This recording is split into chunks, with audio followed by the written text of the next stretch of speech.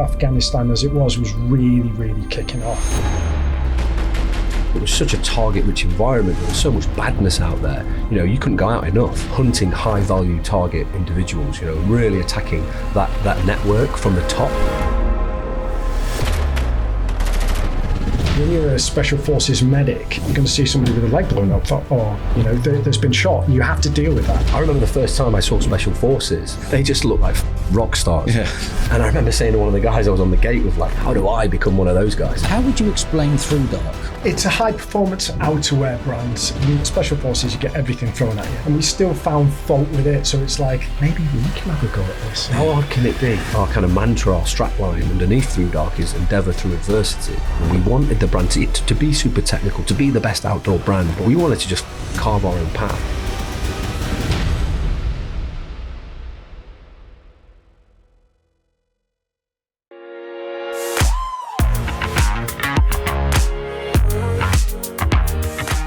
Gents, welcome to the show.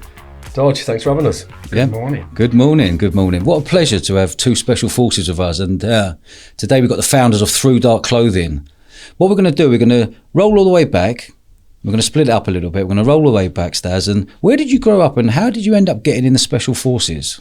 Oh, geez. Long story short, hopefully, because I love to waffle, Dodge, you know that, mate. So I grew up, or was born up in Lancashire and Wigan. Normal kind of middle class upbringing, so nothing too sort of special to shout home about. Obviously, it's a big sort of rugby league community up in Wigan. My uncle played for Wigan Warriors. Just remember sort of being outdoors a lot, all that kind of stuff. Some good fond memories. I've got an older sibling, my brother Andrew, who's a couple of years older than me. You know, I just remember being out all the time, just constantly outdoors playing and just getting up to mischief as most sort of young boys do at that age. Around about the age of 7, I moved to Nottingham. My parents split up, so I moved with my mum and my brother down into Mansfield, and with a stepdad as well. Obviously, that was a big change for me personally. New schools, new environment, different fucking accents, all that kind of shenanigans, loads of scrapping, trying to find my feet and my way in school. Started playing football then, so sort of transitioned from rugby to football. Getting on quite well with that, and around about the age of 11 I had my first kind of kick in the tits. You know, my mum passed away suddenly. It was a brain hemorrhage, so overnight my kind of life changed dramatically. Sort of in a house with a stepdad that we didn't really get on with, sort of feeling at a loss, not unsure what to do with myself. At that time, it's just as I was moving into secondary school, the decision was made that we would stay down in Mansfield. I wouldn't move back up to Nottingham with my dad and my family up there. And thankfully, and looking back now, I'm very grateful. My grandparents and my mum's parents moved down, sold up lock stock. They bought a small little bungalow in a village, Rainworth, just outside Mansfield in Nottingham, and we lived with those guys. And I think for me, I just cracked on school. Football mainly was my outlet and my passion, my purpose. Continued through school, played for England schoolboys, was doing quite well at football. That didn't work out. Went to college, started playing for British colleges, got offered a football scholarship in America. That didn't work out for various reasons. I then left college, joined a local gym, as a gym instructor, personal trainer, working as a lifeguard. And I had a couple of years at that, and I guess for me was feeling a bit of a loss. I thought there's got to be more to life than this, and that's not knocking gym trainers, just for myself. I sort of always had that desire and that sort of burn inside me to try and push myself and keep going. So around at that time, the Iraq War was kicking off, and obviously the Twin Towers, all that kind of stuff was happening. So I started to look into the military, and in particular the Royal Marines. So I went to a local Armed Forces Careers office in Nottingham. To be honest, it was between the Marines and the Paras. I think it was just kind of what's the hardest, most challenging, military course I could do. And it was the Marines or the Paras. But when I walked into the Armed Forces Careers office, the kind of big imposing character that was behind the desk was a Royal Marine. So I went through that process then of all the kind of fitness side of things, and then I enrolled, I joined. Next thing I know, I'm on a train. I'm turning up at the Commando Training Centre, Royal Marines in Lympstone, stepping off the train, bright-eyed, bushy-tailed, fucking suitcase in hand, like an oversized suit. And then Cheers, Nan and Grandad. And then, then went on to crack through, Royal Marines training, which is the best part of 32 weeks. It's the longest basic infantry course that you can undertake. Sort of passed all the way through that as an original. Did quite well. Kind of found my calling. Really enjoyed it. Loved the sort of soldiering aspects and elements of it, that kind of camaraderie, the brotherhood. Felt like I was a part of something bigger and better than myself, and I really enjoyed that aspect. Probably was some sort of crossover from sports and team sports as well, which I thought I'd missed and lost out on from football. I did sort of 3 years in the Marines. I did my sniper course, so I was sort of qualified to be a sniper within the Royal Marines. And at that stage, that was at the end of that sort of third year in the Royal Marines. And I remember at the end of that course being to the chief instructor and him sort of saying to me, congratulations, you passed the course. Where do you want to go? What sort of sniper billet do you want to go into, and what unit? There's obviously loads of different units in the Marines for people that don't know, that are located in various locations across the UK. And for me, it was all about special forces, and I'd had that sort of seed planted early days. I guess when I was working as a gym instructor, I started getting into books and reading. I was never that academic in school, so that's kind of when I first started reading, I guess, for my own pleasure. And it was all focused around the military and military history, and particularly special forces and Andy McNabb books and all this kind of stuff. Really intrigued my interest in special forces, and mainly the SAS as well. The SAS as a brand. Most people have heard of the Special Air Service and SAS because they probably wrote more books, and it's more well known. But for me in the Marines, and for people that don't know, for context, UK Special Forces kind of encompasses SAS, SBS and a few other units. It's a joint selection course that you go on to, and before you go onto the course, you sort of highlight which unit you would like to join. And generally speaking, it's not the rule, but generally speaking, most people that have been in the Royal Marines end up based down here in Poole in the SBS, and the paras or the army guys, generally speaking, tend to go into the SAS. So off I went. So I spent the next 10 years down here in Poole in the Special Boat Service during what was probably the most operationally active time that the service has ever seen. So that's 13 years in the military in short, 3 in the Marines, and my more formative years were spent in the SBS, and I sort of finished my last 2 years as a sergeant and ended up in a training kind of role. So I finished as the chief sniper instructor for the SBS, which included all sort of anything from small arms, so pistol, close quarter combat training, room clearance kind of stuff that for people that are listening, and then long range shooting as well. So that was it for kind of the growing up, the military, and then I left with Louis in 2018, which we'll cover, and we set up ThruDark technical outdoor high performance clothing. Fantastic. What a journey. Just a quick re-roll back there. How old were you roughly when you went to the Special Force, when you went into the Royal Marines? So Royal Marines, I was 21. Okay, so you did 3 years there, 2005. and then did 10 years in the Special Forces. Correct. Brilliant. Superb. And we'll just hold us on that one, that Special Forces. We'll move into that in a minute. Let's roll over to you, Louis. Where did you grow up, and how did you end up getting into the Special Forces? So that was, I'm impressed actually, that was quite condensed for Staz. That was good. He's planned that one, hasn't he? Yeah, it's good. So I'll try and do the same. So I guess I was born in Kendal, Cumbria, God's County. So I got brought up on a council estate, which is in Cumbria is a whole different ball game. I mean, it was a nice place to get brought up. Yeah. So I guess the surrounding area up there is just like it's a little boys' playground. It's hills and countryside and rivers and streams and everything else. So it's like it was a nice place to grow up. I say that I got dragged up a little bit.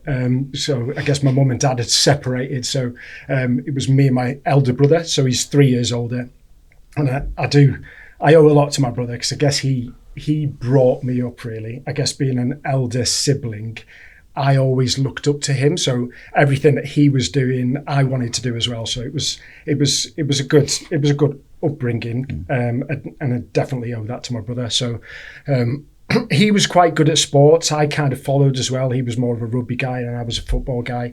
But I was never going to make it big time. I played around at county and everything else. But I guess he always wanted to join the military. He all the adverts were out at the time, and it was the Royal Marines 99.9% need not apply, and I think that got everybody on a hook. Great advert. Great advert, wasn't it? Yeah.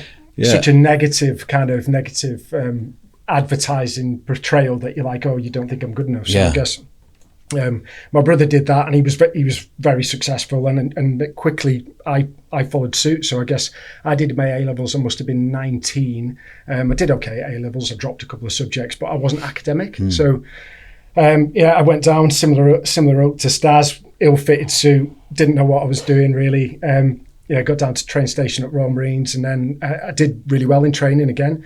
I think it's quite embarrassing, really, but I got the most improved recruit. So what that says, by the way, is that at the start I was terrible. Yeah. You know? And it's like it took me a lot for me to kind of grasp what I needed to pass, you know. But I was an original, so that means that you start and finish in the same troop.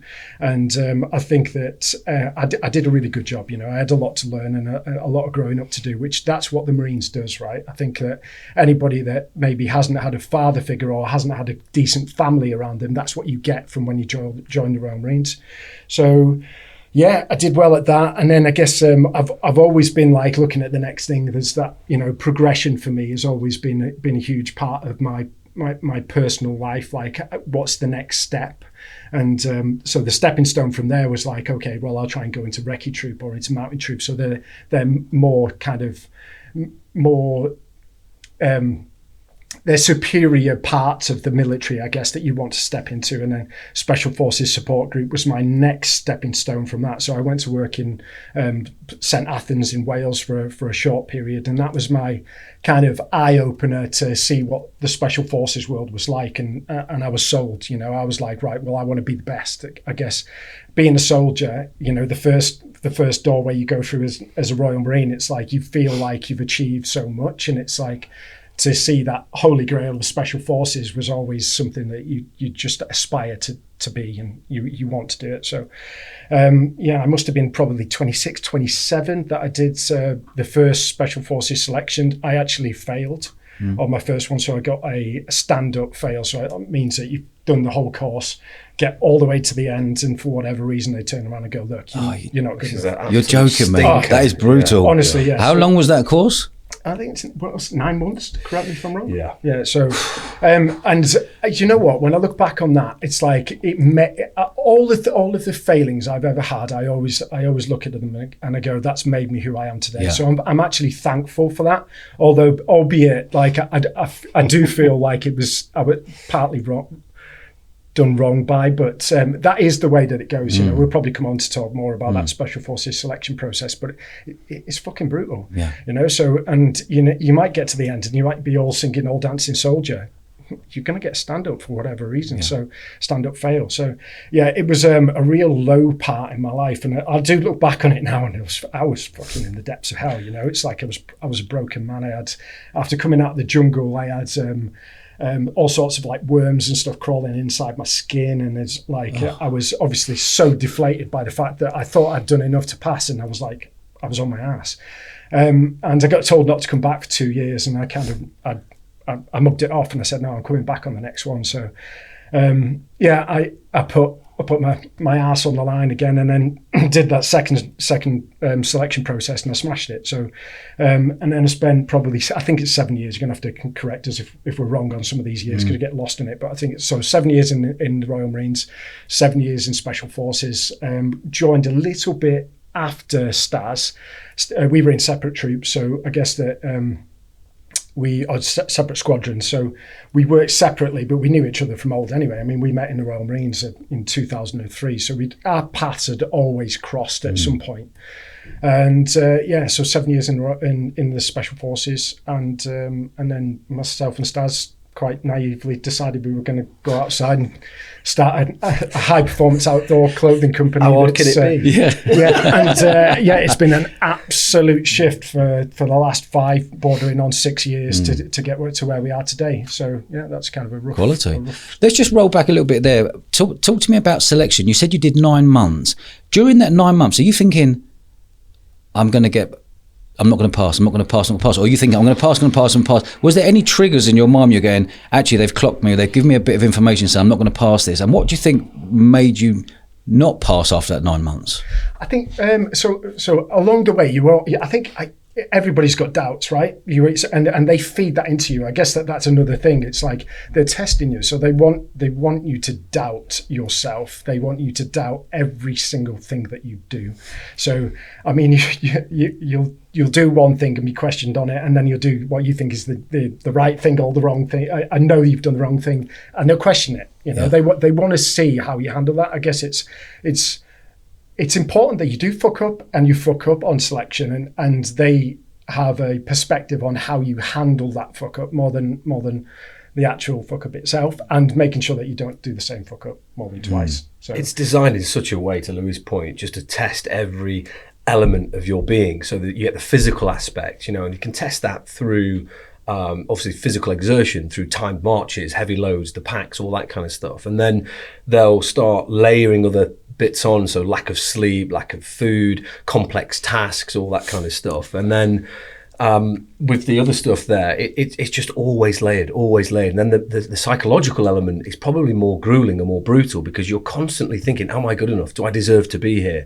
And as much as you try not to, it's hard not to look left and right and judge other people. And how am I doing? This guy looks fucking brilliant. He looks super strong. And how am I doing? And it's designed for that, in that way, for such a reason. And it's fucking very good. It's brutal, but it allows you to understand every element of you as well, because you'll never push yourself physically and mentally to those limits as much as you will on that selection process. And as a quick sort of story, an example to that is, even if you're flying and you think, fuck, I'm doing all right here, and there's the days in the jungle where you think, fuck, I feel all right, and you have peaks and troughs and everything else, naturally, good days and bad days, but some days they'll just pick on you and think, fucking hell, Tinsley's doing all right, Staz is doing it right. Today we're going to fucking smash him, and we're going to see how he deals with this pressure. And it's little things as well, where just before you go up to, you walk, every day is just a fucking groundhog. It's a slog to maintain yourself and your personal admin in a jungle environment is horrific. It is hard fucking work. Getting up in the morning and making sure you're clean and you're fed and you're rested, but also that you're dressed in the correct manner with the right kit. You know exactly where you're going. Your dress and your bearing is on point. You're with the special forces. You have to kind of aspire to be those kind of people. But you walk to the jungle house every morning to get a brief in terms of what you're going to be doing for the day from the chief instructor, and all the other instructors are there. And I remember just before I was kind of going up to the jungle house, I was like, I'm just going to stop short and I'm going to reapply my cam cream, because it's one of those things you want to look the part. And I took myself off the track, applied my cam cream, so it looked fucking brilliant. Walked just another 20 metres down is the jungle house, and one of the fucking instructors, the DS, caught me. Fucking Staz, get over here. What the fuck's up with me? And straight away he was like, what the fuck is going on with your cam cream?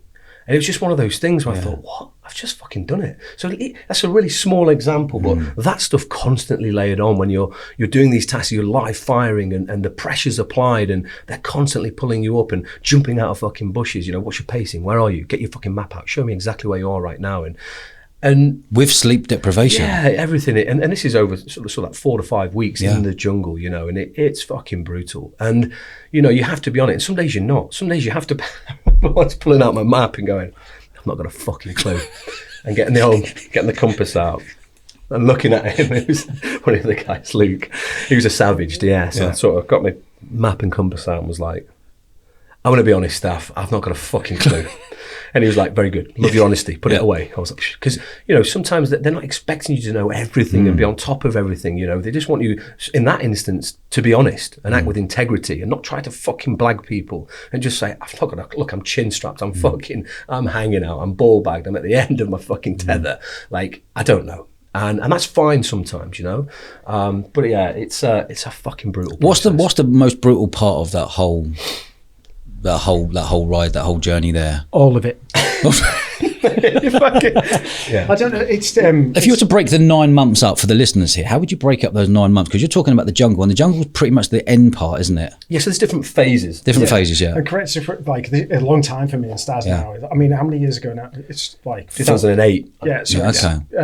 But so trying to remember back now. So I guess that before you even get there, they've filtered the shit out. So you go on your own selection processes from the Marines as well to say that actually actually you're good enough to get onto it. So it's called a briefing course. So so that's to check that you've got the aptitude to actually show up there and actually do okay. You know, so by that point, so you've been filtered through the Royal Marines, 99.9% need not apply, and then you've been filtered through the next selection process, which is the briefing course. So you know, you might get I don't know, like a 80% dropout from that. So then you might be down to I don't know, like 20 people from each of those briefing courses that actually get onto selection. So, and then I think mine started was quite big. So you've got like 100 people that get onto the first part of selection. Mine was huge. I had like 240 people. Really? Yeah, that turn up sort of week one, day one in Wales to start the first phase. And the first phase is in Brecon Beacons. Yeah, that's the Hills phase. Yeah. Yeah, so and is that 6 weeks? I want to say 6 weeks. Yeah, well, are they just pressing you every day? Yeah, so the Hills phase is kind of the let's see if you're physically fit and robust enough to get through this phase. And it's in Wales, it's heavy loads, packs, and you're out every day. It's fucking Groundhog Day, early mornings. It's miserable as fuck, you know, just carrying heavy loads over a prolonged period. It's timed marches. You've got to get from A to B in this specific time. If you don't make it, you're fucking off. Right. And that attrition rate is huge on the first element of that first phase. I think, you know, at the end of, and bearing in mind, it's a volunteer course as well. So everybody on that course wants to be there. You know, it's kind of, you've subscribed to the course knowing full well what you're putting yourself in for. But at any stage you can go, fuck this for a game of soldiers, I'm out of it. I'm off skis. Off skis, yeah. And that happens at various different levels for different people, for different reasons as well, and loads of different excuses. But yeah, the first 4 weeks is the Hills.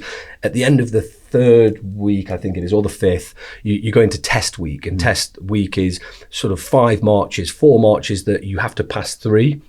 You can get a Freddy or a fail on one of those, but the last test you have to pass, and that's endurance. That's, I think, 64 kilometres over a 24-hour period, sort of 70 to 80 pounds that you're carrying. And that's 30 kg on your back? Yeah, which is pretty fucking grim. Yeah. And the height loss and gain is obviously horrendous as well. But for me, that's kind of your filter process to see who can look after themselves, who can self-motivate every day, who can get up, who can look after their admin, because constantly your feet are fucking blistered, your back's blistered and rubbed raw.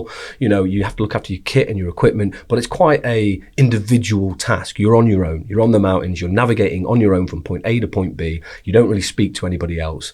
And that's all about you as an individual. And that's your ticket then to then move into the jungle. So just on that, hold me on that period there. So if, like, you had 200 and so you had 100 there. Yeah. Roughly. I know it's 15 years ago, but roughly.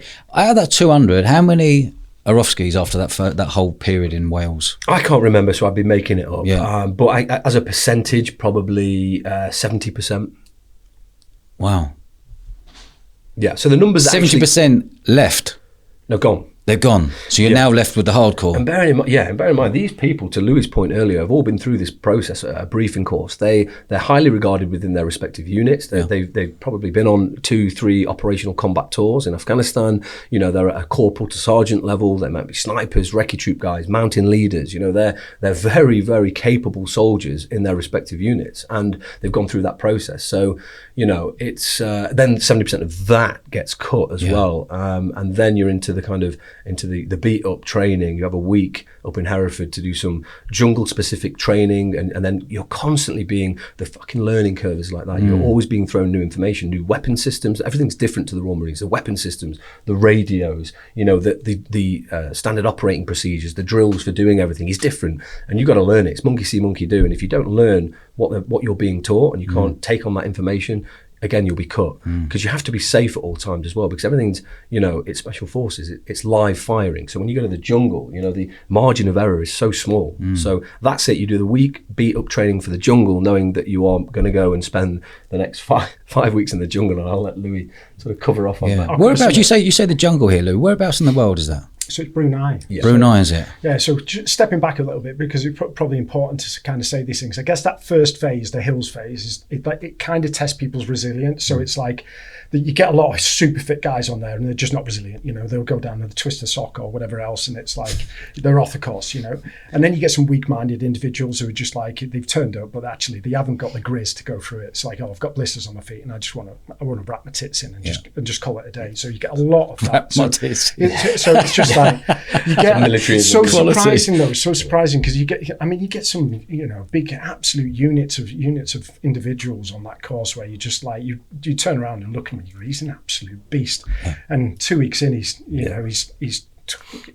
got a sore knee or he's got blisters on his feet and he comes up. So it's like, do you not think though, for me, that really was evident to me who actually really wants to be there. Some people like the idea of being special forces, that kind of, I want to be special forces so I can tell everybody I'm special forces and I'm, having that kind of aura. And it really kind of filters the people who actually fucking want to be there and want it.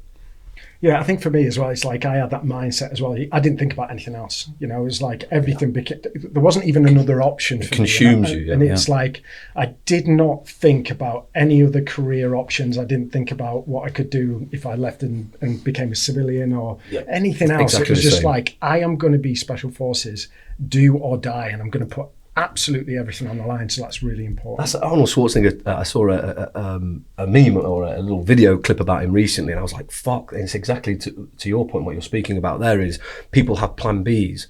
Like, I didn't have a fucking plan B. Same. Do not have a plan B. Have a fucking plan A. And make it work. And make it fucking work. Do everything that you can within your power to fucking execute on plan A. But because to do that, otherwise people think about it. Agree, but to do that in special forces or in my state in business, you have to be obsessed. Yes. You have to be obsessed and you have to have discipline, whether it's your world or in the business world, if you want to be a huge success. And if you have a plan B, you stop thinking about plan B. When plan A is not going to plan, you start going, well, actually, I've got a plan B. And people were doing this on selection. People were pulling themselves off and going, wow, pulling themselves off. People were, removing themselves and voluntary withdrawal. And when you ask them, you'd be on the hills, you'd be fucking snotty mess running around the top of a fucking beautiful mountaintop in Wales. And again, these big man mountain of people that at the beginning of the course you think, fuck, he looks the part, and he looks physically fit, and he is physically fit, and he's a fucking mentally, monster. And they'd be breaking down on top of their Bergens, sobbing, crying. That realization had hit them that, fuck, I don't actually want to be here. Yeah. But then when you speak to them and say, what are you doing? Put your fucking bag on, because that's never an option for me. Or it sounds like Louis too. Yeah. I was like, I don't get this, quit. What the fuck are you doing? Yeah. And then they go, I've been offered something else. If this doesn't work out, I've got this in place. And I was like, that's that fucking plan B thing again. And it just didn't make sense for me. But it was like Highlanders, a thing, innit? You remember everyone talking about like you taking the heads and you draw strength almost from them quitting. Yeah. Are you looking around going, he's looking weak, I'm feeling strong? Yeah. Always. Yeah, okay. Always, yeah. The Highland thing is that it's like you just think seeing somebody else like put their hand up and say, I've had enough. It's like you get something from that. Get some energy from that. Okay, right. Yeah. Well, I'm here and it's been filtered down, and I can see I'm feeling strong, and I can see everybody around me. This starting to get rid of the people that you foresee as being weak at that stage, and you're like, okay, well now I've got a really strong group together, but they still drop off. It's incremental all the way. I guess so. So that's the resilience piece, which is really important. Everybody's carrying an injury. Absolutely, I don't know anybody that went through that. On those injuries though, you're talking about that.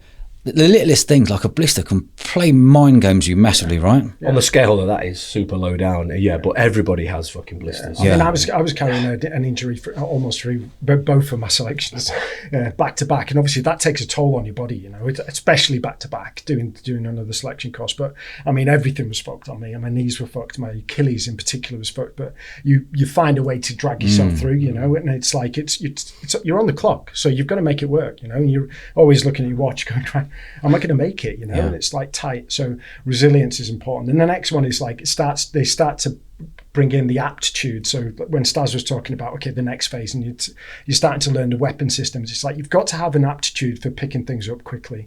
Somebody gives you something to learn. You've got to be able to absorb it and be able to show that you've learnt it in a short period of time. And there's no options. If you don't get it and you don't get it quick, you're off. Give me an example. So new weapon systems. So like Staz said before, I'm not going to go through the actual physical weapon systems, but you're used to using a particular system and they give you a completely new rifle to use. And if you haven't got all the drills squared away on that to be able to turn around and show that you can use it accurately when you're trying to shoot a target, you're going to show up, and it's like you failed because you've not hit the target and you don't know your weapon system. So it's there's a saying in special forces, it's not they're not fucking super soldiers, etc., etc. It's the basics done to a very high standard consistently.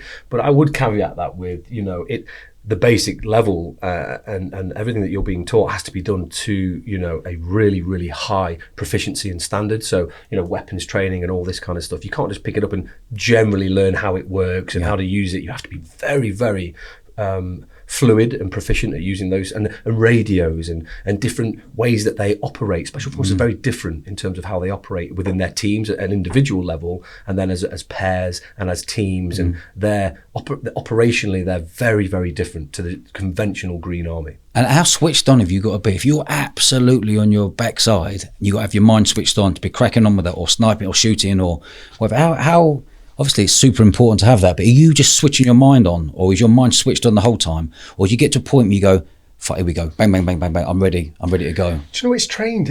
I think it's like that whole period, like of spending time in the military, it's trained into you. Like I said, when I first started in the Royal Marines, like, I wasn't very good, but I picked things up and I learned things, and I think that you get used to it because you get it's like inoculation to everything from how to shoot a weapon system, or to how to throw a grenade or whatever that is. It's like it becomes like second nature to you. I mean, like I'd like to think I'm pretty good at most things, but there's still shit I'm not very good at. It's like it's difficult to be switched on all of the time. So, but in that scenario, I guess when you're in amongst it all the time, and you're in a training environment, or you're being assessed, you have to be on it as much as you possibly can, and that's draining, right? So, and I guess that brings us on to the next phase. So it's like, you step away from doing kind of the aptitude part, which is the individual piece. Yeah. So that's like assessing you before you go into the jungle phase. So jungle phase is 6 weeks in total, but you go over to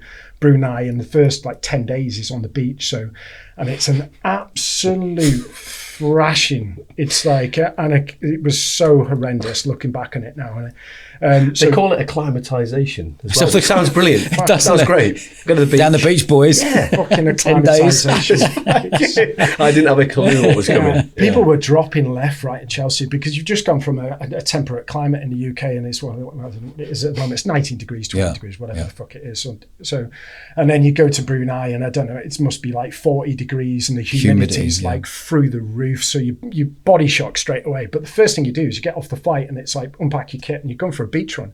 And it's not just like it's not just 2k down the beach. The beach is as far as you can see. I mean, that's 10k. I don't know. It's like right, follow me. So you follow on the DS, and he's fresh. He's been out there for like 2 weeks, and he's acclimatized. So you're like, okay, right, sweating hot straight down the beach, and they take it in turns. So it's like one DS, so directing staff, and so he goes in. He'll take you for the first 2k at max, his max speed, and then the next one's there, and he's like fresh. So he's like, I'm going to go at my max speed as well. So you're chasing. That sounds brutal. I spent most of my time at the back, I'll be honest. Same, yeah. But that brings me back to, it's like sometimes you don't have to be at the front all the time. And you'll try to be, you'll try to be, but not every day. You just haven't got that capacity to be 120% all the time. A good friend of mine actually said to me, he's like, you cannot be at 100% all of the time. You've got to hold back. And I don't mean that in a Jack way. You've still got to, so Jack, when I say Jack, it means to be selfish. So it's like, you've still got to do everything you can to look after the guys to your left and your right. But there's times when you've got to take your foot off the gas because you're going to spank in, and you see that, like, so many people like will spank in on that all across the whole of the selection process, but in that phase in particular, because people are giving it 100% all of the time. But how annoying it, trying to give it 100% when you don't know what the finish line is. That's the difficult bit, because you're saying, right, you've jumped off a plane, bam, we're going to run down the beach. You don't know how far you're going. You've got to play the game. To that point, that is exactly why you have to play the game, because you don't know where the end point is. So it's the game face in some instances, and they know as well. You've got to remember, these DS, the directing staff, the people that are taking you through the course, they've done what you've done, and you can't blagger. They know exactly what the fuck is going on, and how sometimes you might take your foot off the gas, and they're fucking on you. To your point, I was never really the fastest runner, so I would be towards the back, on these kind of long beach runs, and you're spread out now. You'll get the racing snakes, the guys that are brilliant at running, but then they'll close the group up, and then it's on to fireman's carries, baby carries, crawls, and that's where I would be okay generally, sort of short, deadly over short distances, those kind of sprints and stuff, I'd be okay, and then it'd be spread out again to the next sort of checkpoint. But you have to do that, because you have to look after yourself. It's self-preservation, but you're on a fucking course. You're there to finish that course at the end. So there's no point sprinting like holy fuck to begin with and creaming in at the end. So to Louis' point, you're not being Jack. You're sort of almost being critical and clever in some respects in terms of how you manage your own energy reserves, because you don't know where the fucking finish line is or the end. So but you do know where the day you land, you do know the date you leave. Yeah. And that whole everything in between, you've got to give your lot. Well, and you don't fucking think about that. Well, I didn't. No. There are moments. Was it 70 days? 70 days, as you said? Well, you're 5 weeks, but the first week is the acclimatization and all the drills and the range work that you do. So all the shooting and all the standard operating procedures that they take you through, and man down drills and all this kind of stuff. And then just see that you're safe and proficient with the drills before they fly you fucking under the canopy, and that's you for 4 weeks. I've got sweaty palms here. I know, I'm thinking about it. That says a lot, when you talk about this. It's like I'm talking about like a time in our lives where it was like, it was fucking horrific, You really were put to the fucking test, Yeah. So they're taking you from the beach in helicopters and then dropping you off in the jungle? Well, no, from the camp. So where you're based on this sort of camp, you're a 2-minute run from the camp, and then you're on the beach, and that's just the playground, the thrashing ground. And then they take you from there in the wagons into the jungle where the ranges are, where you do lots of live firing and shooting. And they'll see that you're all safe, you're proficient, and you've got to imagine, like to Louis' point again, there's people fucking dropping out left, right, and Chelsea here. Heat stroke is a massive one. People are getting airlifted out back to hospital, and then if you finish that week, you then pack all your shit in your bags, and then you jump on the helicopter, you fly across the fucking jungle for an hour, 2 hours, and then all you can see is green everywhere, and you think, we're in the fucking middle of nowhere here. They'll drop you in, land, you jump off the helicopter, and that's you for 4 weeks in your bag, in your bag, and the fucking kit and equipment that you're fucking stood in, good to go for 4 weeks. But the point I was going to make is that you mentioned there about you're there for 5 weeks. For me, it was who fucking cares? And I couldn't think. Some days you're not thinking past the next fucking 15 minutes. 1 hour, and you have to take each day like that, because if you start thinking ahead and what am I going to look like in 9 months? Fuck me. There's moments on selection that you are in the moment right there and right then, and you're just trying to put one foot in front of the other and survive and get through that day. But how mad is it? A couple of English lads, when you think about it, a couple of English lads flown into the jungle. Off you go, make your bed. Snakes, spiders, there must be fucking all sorts going on. Yeah, it's pretty horrific. Are you raising yourself up, I take it?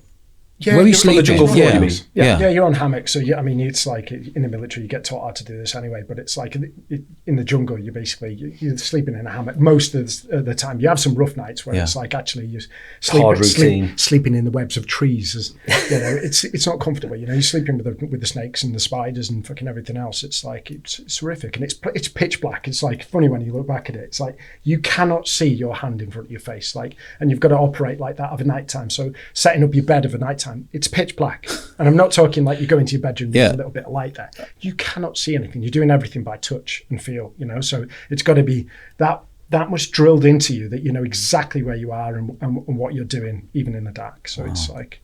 Wow. And to Louis' point, you don't operate in the jungle at night. So you set up, generally speaking, because it's fucking impossible to move in the jungle at night, and to use certain night vision technology, etc., just fucking all steams up, and it's not the time to move or operate in the jungle. So at the night time, that was probably the only saving grace of the selection process for the jungle for me, was you knew that when the sun dropped down and then you were fucking all fingers and thumbs trying to set up your hammock, once you got into that hammock, you had a period of rest, at least for 10 hours, I would say. But all you do through that 10 hours, especially if you fucked up in the day, is sit up and worry about if you're still doing okay, if you fucked up, do I still deserve to be here? My body's absolutely So you're doubting yourself every night still? You're a fucking sweaty mess. You're trying to eat food, you're trying to remember everything that you've been taught. And that can be a really fucking lonely place, because you feel completely isolated. You're on your own, you're in your little hammock, you can't speak to everybody. It's not a big fucking ging gang. You've not got a fire going everybody sat round fucking,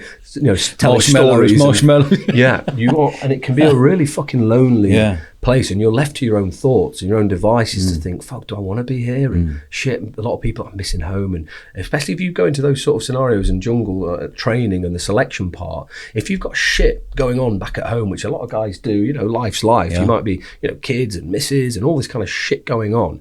it really does fucking start to play on people mentally as well. So when you got through this selection, you got home, where was it when they said, right, you've passed or you're not passed?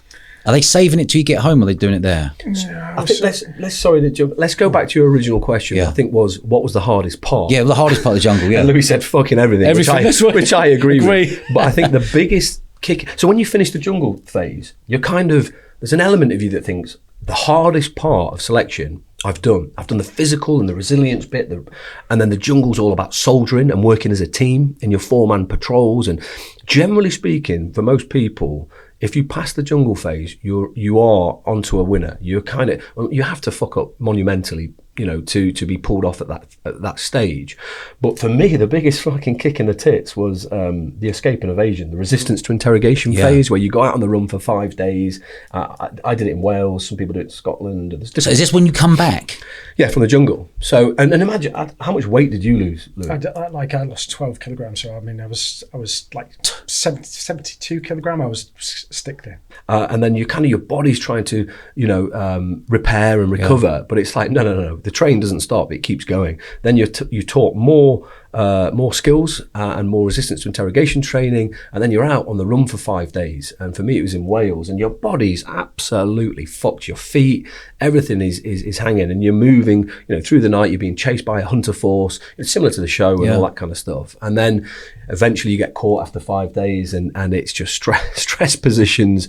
It's 36 hours that you're exposed to interrogation, and by professional interrogators. And for me, that was I think the biggest, because it's not spoken about. It was the biggest sort of shock. So the interrogation. Give me an example when someone catches you. Then is it like in the show? They put a bag over your head and do you know what? I think the show gives you a good kind of idea, good flavour. It gives you a very flavour. But I mean, it's dramatised, right? It's supposed to be that way for television, and when you do it properly, it's fucking horrific, and they fuck with your mind. It's like it will turn you inside out, back to front, and get you like you think that it's real. You're that tired. That sleep deprived, that malnourished, and you've just got nothing left. You're fully in Beale, and it's like that's why it becomes so difficult, that last phase.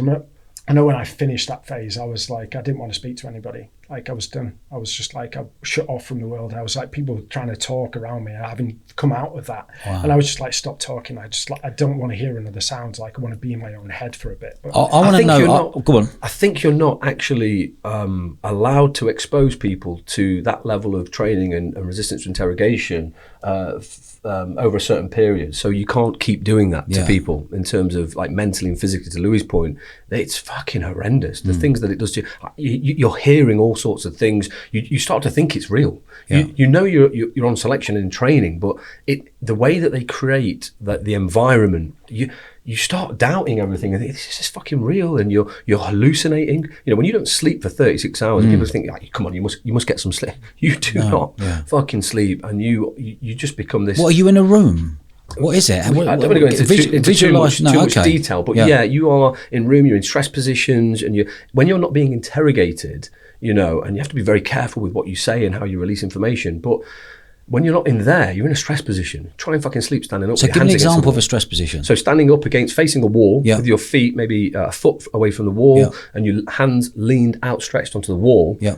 If I can try and stand there for an hour, 2 hours. Okay. And then if you start moving, there are people around you getting you back into position. The next stress position is sat, which is the worst one for me, was sat cross-legged on the floor with your hands on top of your head. And you can't intertwine your fingers to relieve the pressure from your shoulders. It's hands on top, palm on top of the other hand, on top of your head, and a straight back with your elbows flared out. Try and sit like that for longer than 5 minutes. It sounds like yoga, but it's not. Big shout out to all the yogis. Extreme yoga. But it's bad. So I mean, it's like what you see on TV, but just times a fucking million. It's absolutely horrific. And is that the point then when they go, right, now we're going to let you know whether you passed or not? after that? No, Or is there still something there's else? still more. Past that phase, yes. Yeah, past that Bloody phase. hell. But you've got a good gauge by then. Like Staz said, usually know that you probably fucked up, or unless you really, really fuck up badly. And then you've got some sort of counter-terrorism training, which is Weapons more and of tactics. the weapons and tactics, and just like fighting in rooms. So it's really testing kind of future soldier and just making sure that you're able to operate to a high level. It doesn't stop. I think that's like 3 weeks. Like Probably it's a long more, time ago now. yeah. And then there's more training as well. And at the end of that, you are badged, they call it. You get your new beret with your cat badge, your respective cat badge, whether that's SAS or SBS, and the stable belt as well with the respective cat badge. Quality. On as well. And then you join, and then at the end of that, you think, fucking hell, I'm nails, I've made it, I'm the man. And then you join the fucking service or the unit and your squadron, and it's fucking snakes and ladders, isn't it? You're fucking back to the bottom again. Okay. And then you actually start, your special forces journey in life. And then you go, fuck, what you thought was the hardest thing, selection, you then go, fuck, that was actually just setting you up for life in special forces. Wow. So let's move on to the special forces. And where did you first two meet? So I want to say must have been like 2005. 2006 it was. Yeah. So January. we both joined the Marines at different times. I was a little bit before Staz. I'd gone and served somewhere up in Scotland in the Marines, and then we ended up both joining the same unit. So it was 40 Commando down in Taunton, Somerset, and Staz was new into the company, Bravo company, into the troop in the company, and we kind of just hit it off. I guess we just had similar kind of look on life and perspectives, and I guess that I took Staz under my wing. Yeah, from my perspective, I was looking around, new guy. I'd just passed out of training, joined, and we were going on to mountain training up in Scotland, which is fucking horrific with the Marines. And you kind of look, you do that naturally anyway. You kind of look for who's the fucking cool dude. I think you were like a Lance Corporal at the time, and he was a fucking cool dude, nice guy as well. 'Cause when you join these places, there's a little bit of, you got to earn your spurs and your stripes within, who's this new guy? He's just come out of Royal Marines training, and you're constantly being looked at and assessed, which is fine. That's natural. So you kind of look for somebody to look up to, and my person was Louis. And I remember coming in the room. That's nice. Yeah, that's nice. You melt. Well, that changed. No. So I remember going in, and you remember we'd just been issued our kit for mountain training up in Scotland, which is again horrendous. But I remember walking down, and There's Louis, a theme going on here. Yeah, I know. So I look at Louis. Nothing's changed, to be fair. Horrendous. Yeah, but I looked at Louis and was like, yeah, he looks fucking the part. His stuff's really squared away. He looks really professional. And I remember going up to you and going, can you give me a hand with, I think you were sewing some Arctic socks onto the wristlets, which obviously helps with warmth, and doing your hood as well. You used to put the wire inside the hood, and he just looked fucking cool. And I was like, went cap in hand or jacket in hand. Yeah. Can you help me out with this? And he was, really good, really. And to lose, but we just hit it off and became, quite really good friends from there. And let's start talking about going on tours. What tours did you go on, Louis? So I think the first one and we both went on this together as well. It was an Afghanistan tour, but it was up in Kabul for us. So I guess that it had all just kicked up. The world had kicked off then, and the Middle East was just a shit show. So I guess that 40 Commando at the time got tasked with going out to Kabul to basically become a security element within the city itself. Yeah. So we did that tour, and it wasn't a long tour for us. That I think it was quite a short one. But it was our first. You say short, roughly how long was that? A short tour? I only did a short period, a couple of months, I think. But I was actually attached to a different company, Charlie Company. So yeah, it was a short sort of period for me. Usually they're a 6-month tour that the guys deploy on. Yeah, so we did that together, and I guess that it was very difficult for us at the time. And I know because the rest of Afghanistan as it was really, really kicking off, and we were in a relatively safe space in Kabul. It was rough, but it wasn't Badlands, which is down in the south of Afghanistan. So, and we wanted to be there, as a soldier, and you're a Royal Marine Commando, it's like you want to be in the mixer. But that was our task. We were in Kabul, and we had a reasonably, easy, if you can call it that, deployment. It wasn't too. It's actually quite a nice introduction to that world. You got to bear in mind as well. You're obviously a little bit older, Louis, but I'm 21, 22 years old, and the next thing you know, all my life's been fucking Mansfield and Village, and a bit of Marines, and you train, and you're not a warmonger, but it's like training to be a professional footballer. You want to go and play. You want the fucking matches. You want the World Cups, and that's a World Cup. You go out, and you don't know what to expect, and you remember everything. Your first contacts, all these different things happening, but to Louis' point, it was actually it's westernised pretty much. Kabul, it was relatively safe, but I remember the first time I saw Special Forces, and we were part of your rotation. If you weren't out, doing the kind of overt force stuff outside of the gates, you were manning the towers and looking after the camp perimeter security, and part of that was the main gate that vehicles would egress out of.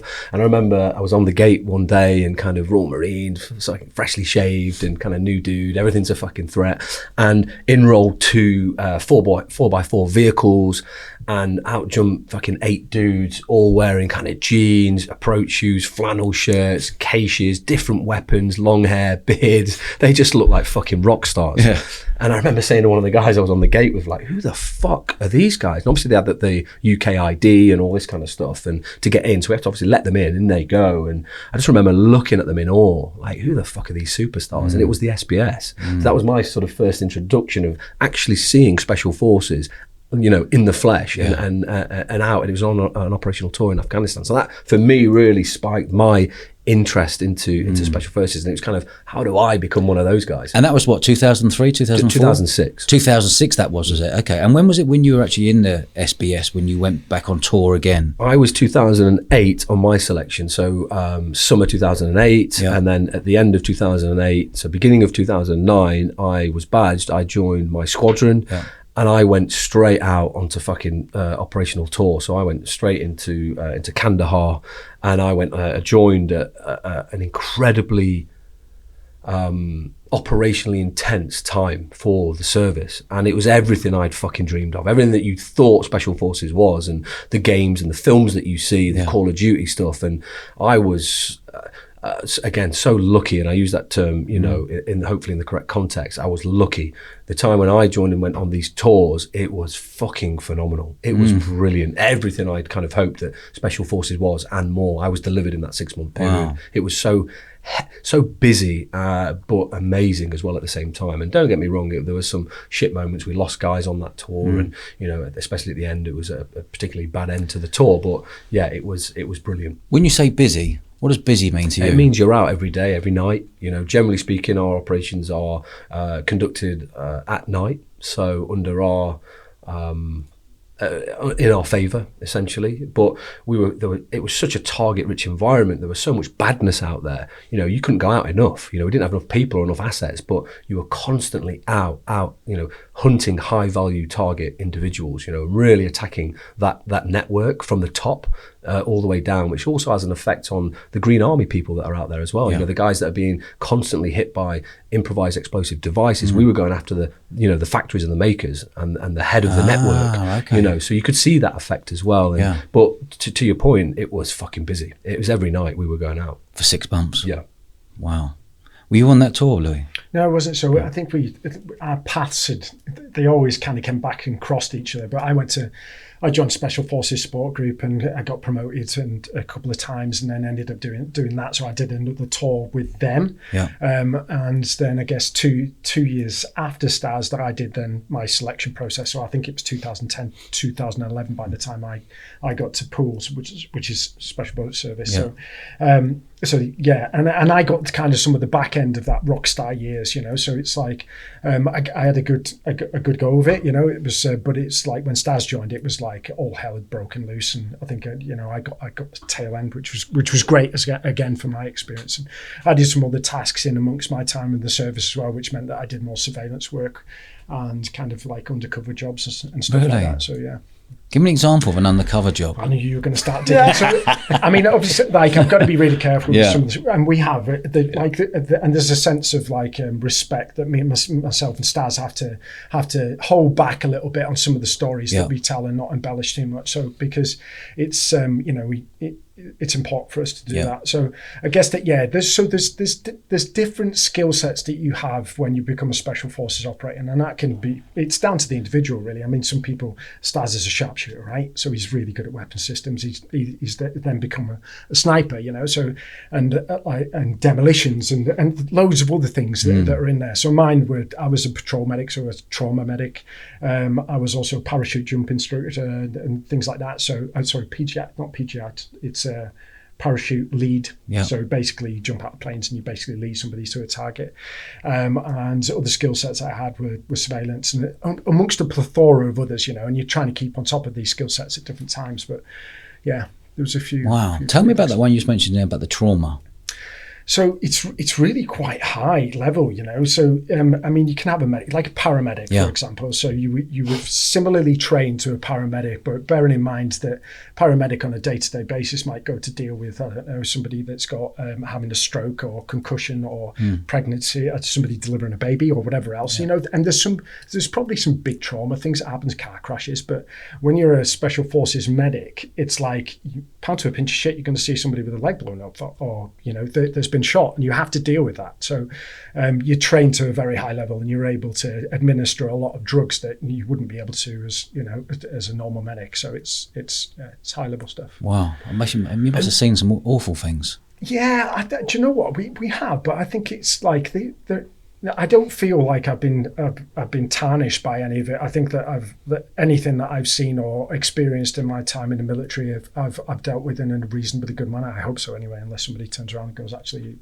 you're pretty cray." But I think I'm all right. And some people do struggle with it, and that's fair. You get it. It's dependent on the scenario and the severity of the scenario, your individual experience at the time. But I think for the most part, I've been okay. And just for context as well, Dutch, for people thinking, well, why is Staz a sniper or demolitions, and why is Louis a fucking medic and doing surveillance? And when the way that the kind of squadrons are made up, again, without going into too much detail, the guys are absolute force multipliers. You're like a fucking Swiss Army knife of an individual, and you're constantly training, retraining, and we're swimmer canoeists. We dive, operationally dive to targets. We can all parachute.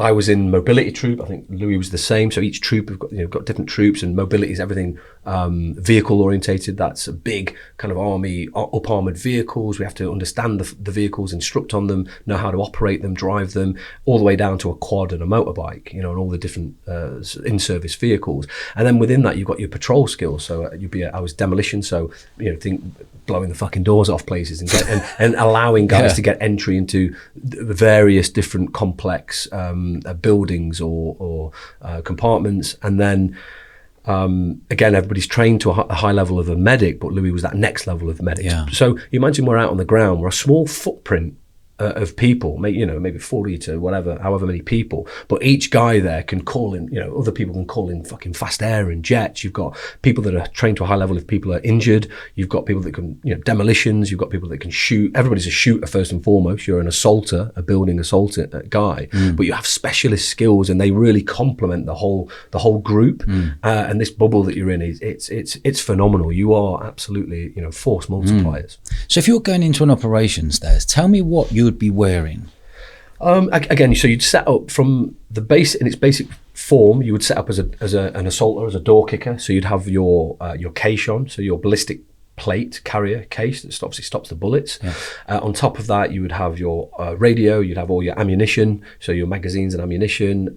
You would have medical kit and equipment on you. I would then carry a bag. Well, most guys carry a backpack, and that would be specific to more to your patrol skill. So for demolitions, for me, it would have lots of demolitions and explosives in there for different things, for different jobs and different. Demolitions, it can cover something from blowing a small lock off a door, which is obviously light touch, small explosive, to shit. We found a load of weapons or drugs. You need to destroy all that, so you have big slabs of PE and explosives. PE, plastic explosive. Okay. And then Louis would be like medical stuff. Other guys would again, and then imagine all these different people sort of running in. But then you'd have all your weapon systems. You'd have a pistol. You'd have an assaulting rifle on you that has all your lasers, your sighting systems on there. You'd have then your helmet. You'd have your protective reactive air defense on. You'd have your night vision goggles on top of that.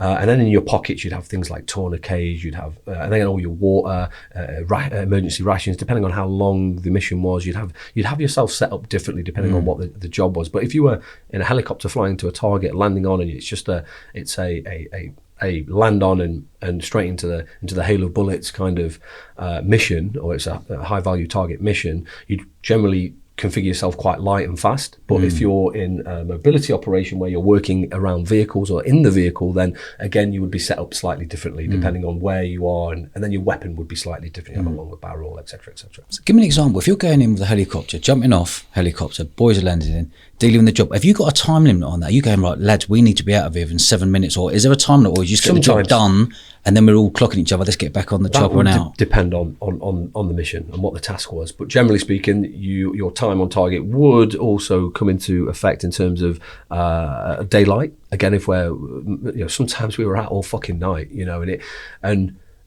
no plan survives first contact, and you go out on missions and invariably things happen, and different priorities take precedence, and that would then I guess you go out with a plan. This is what we're going to do. We're going to fly from here to there, do what we need to do. Mission success looks like this.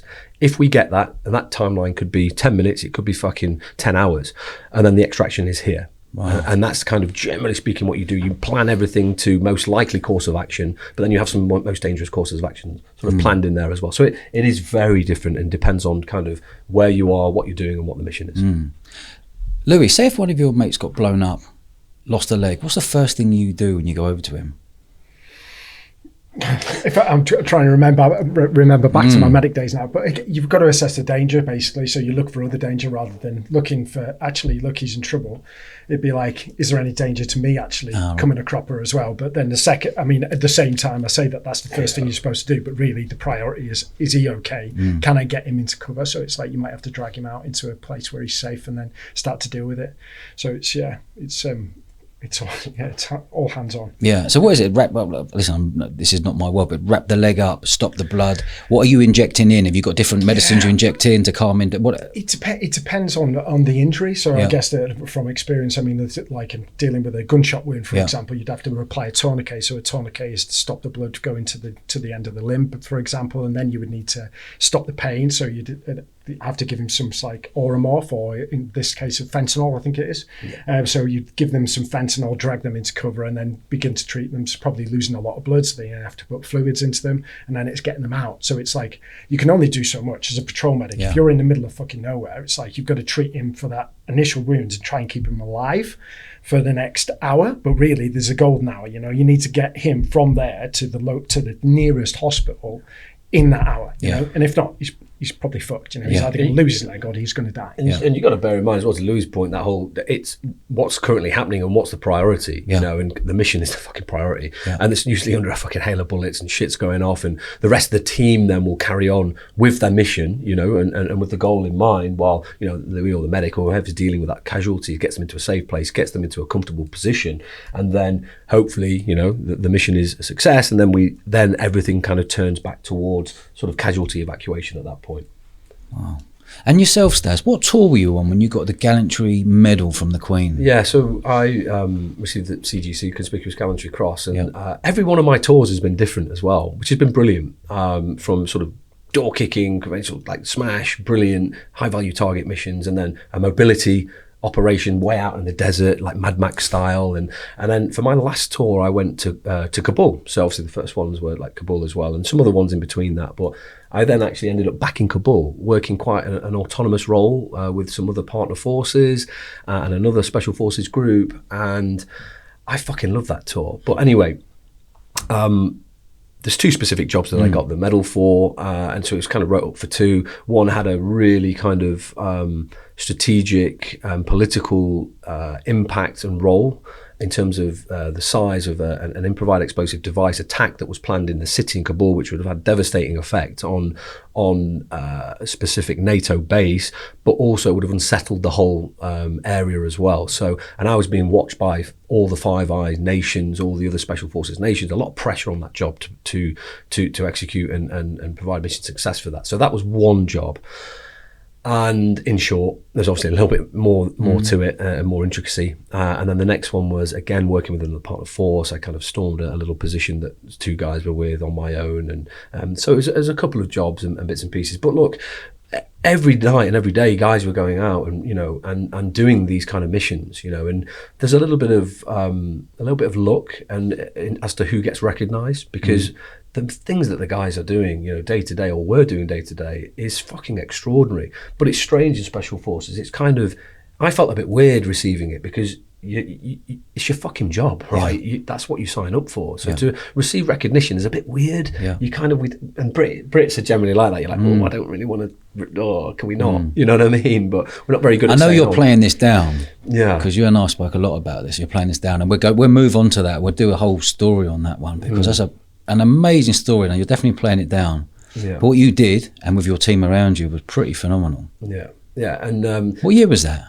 2013. Yeah. And you mentioned there was 5 countries in NATO in there. What were those countries, the forces? Checking me now, isn't it? So you've got US, Yeah. Australia, New Zealand. Help me out, Louis. A long time ago now. Yeah, I don't know. Yeah, I'll be pulling it out my ass. Yeah.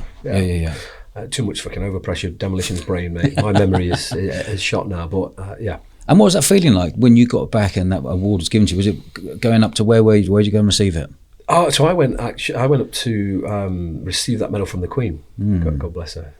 Rest of the soul. Massive respect. Yeah, it's good one. Yeah. It was at Windsor Castle, so it was a really intimate parade or ceremony. Yeah. So it was sort of an out of body experience, sort of standing in front of the Queen, and she gets the heads up just as you're walking up from her sidekick, just sort of saying, "Look, this is Corporal Staz, he's done this," and she's already read the citation. A citation is what's passed forward from your bosses to say, "Look, on this day, this is what Staz did, these couple of missions, and this is why we think he's deserving of some form of recognition." Now, they don't say, "We think he deserves a military cross or a conspicuous gallantry cross." They just say, "Look, we think this guy, for what he's done and the impact that it's had, he's deserving of national recognition." And then it goes to a board. They all sit round from all the different units, from Navy, Army and RAF and all these places, the kind of bigwigs, and they sit round and go, they read it, a little short story, and go, "Okay, that's really cool. Yeah.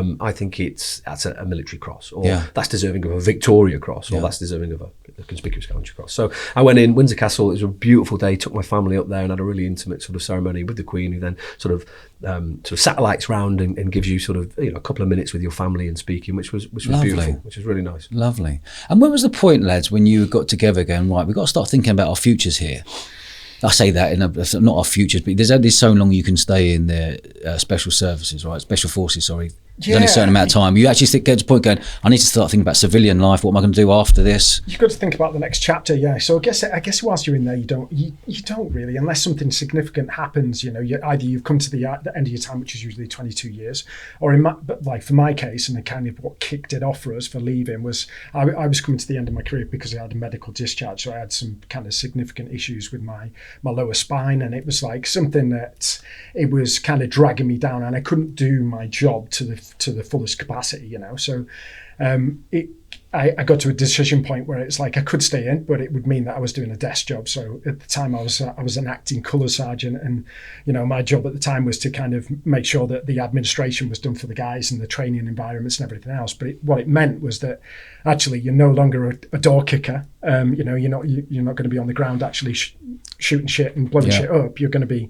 organising everything. So it's like, that's okay, but it's like, that's not what you joined to do, So it was like, okay, I've got a choice here. Like, I stay and do something that's not going to set my soul on fire, or we've got an opportunity to leave and start a new chapter.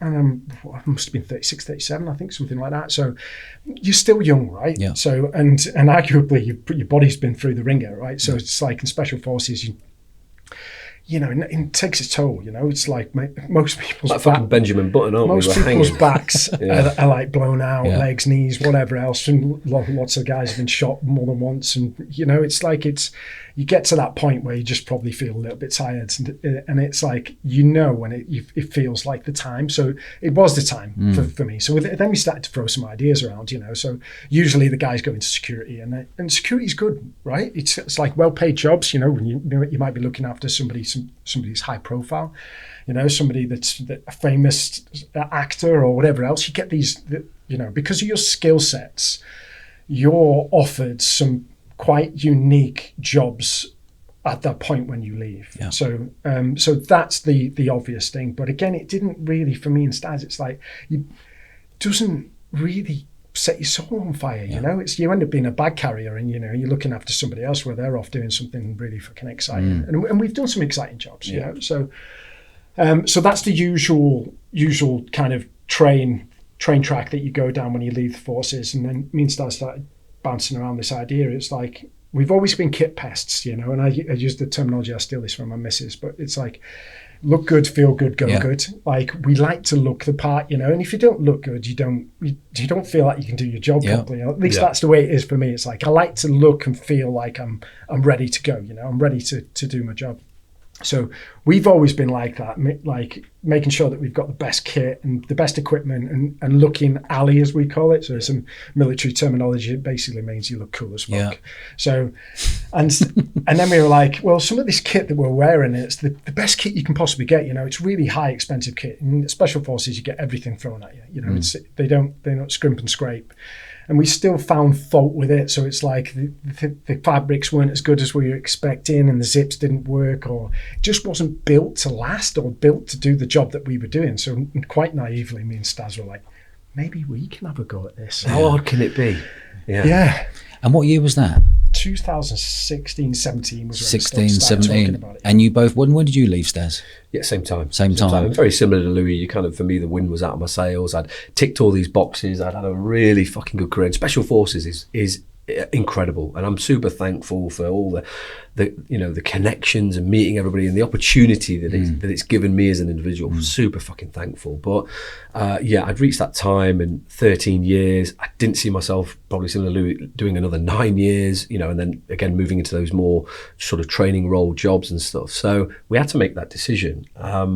And for me personally, it was the right time. It was time to leave. But actually, we were jumping, parachute jumping, out in Blythe, and just outside of sort of California way, isn't it, in the desert. And again, doing all these sort of parachute bits and pieces and jumping. And there's one coffee shop, I think, in the whole small town, the Starbucks. And we were sort of sat in there and talking about what that would kind of look like. And then actually, do you know what, if we're going to do this, let's fucking plan this properly, and there are some transferable skills, you know, clearly from the military, but also from Special Forces. And what are we good at? Where are our strengths? Where are our weaknesses? Let's identify those, and let's plan this like we would a military operation or a job, and let's put pen to paper. And you know, when we sort of eventually left, and actually Louis left slightly before me, and there's a couple of other good stories which we can dive into in terms of what Louis did and where he went, while I was just sort of transitioning out of the military as well. And we kind of had a long-term borrow whiteboard from the military and my then, at the time, front room, and we were just sort of brainstorming bits and pieces in terms of what the business and what ThruDark would look like for both of us, and what that would entail, and the vision, I guess, from that point. So just give us an idea. I'll pick up on what you said there. What were you doing for those sort of year or so? You've got some stories there of when you left. Trying to get my fingers in pies, you know, and I do look back on that period as being quite lost as well, because it's like, it's so like like I use the analogy of being like, because it's easy for people, it's like being a professional footballer, right? And that's your world, and that's all you ever do. Sleep, train. That's all you ever do. Yeah. And then you get to this point where you're like, you're retired essentially from what you do for a living. This is what you do. This is what you've spent your whole life training to do. You've got this transferable skill sets, but this is your job, you know. It's like, what else do you do apart from security when you get outside? So I guess that I started to learn. It's like, okay, well, if I'm going to do something different, then I need to be knowledgeable about it. So the military actually, some ways, are quite good. So they offer you opportunities where it's like, okay, you've got, you can go away and relearn, basically. So you get time to do that. I went away and did a business course at the time because I thought it's going to be useful. So it was a short period. 6 weeks spent up in Bristol, I think it was, something like that. But and learned the basic fundamentals of how to run a business, and a lot of the numbers-based things and structural and kind of those. It gave me a good overarching view on how. And then the other thing I did is I did a 2 weeks work experience in a factory that makes clothing. So there's a place up in Preston. I went and worked there for 2 weeks, trying to learn inside out from the bottom up, like how a garment is made. Yeah. And I'm kind of process driven, so it's like I have to understand the way that things work from the top to the bottom for me to be able to put an input into it. You know, I like it. I like it. I like the way things work. So that was important for me to do. So yeah, I spent a bit of a period doing that, and then kind of researching a lot.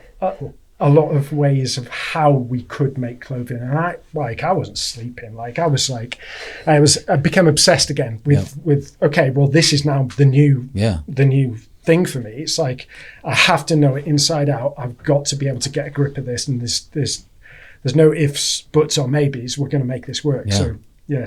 And you went to China as well, which is worth mentioning. So I mean, bearing in mind I was still employed by the military at this point, and there's certain countries that you're just not supposed to go to, because they're on a red list or a black list. Yeah. Just don't go there. So I was like, yeah, okay, well, looking at labels and clothing and like doing my research that way, going, well, a lot of this stuff is made in China in the Far East, for the vast majority of it.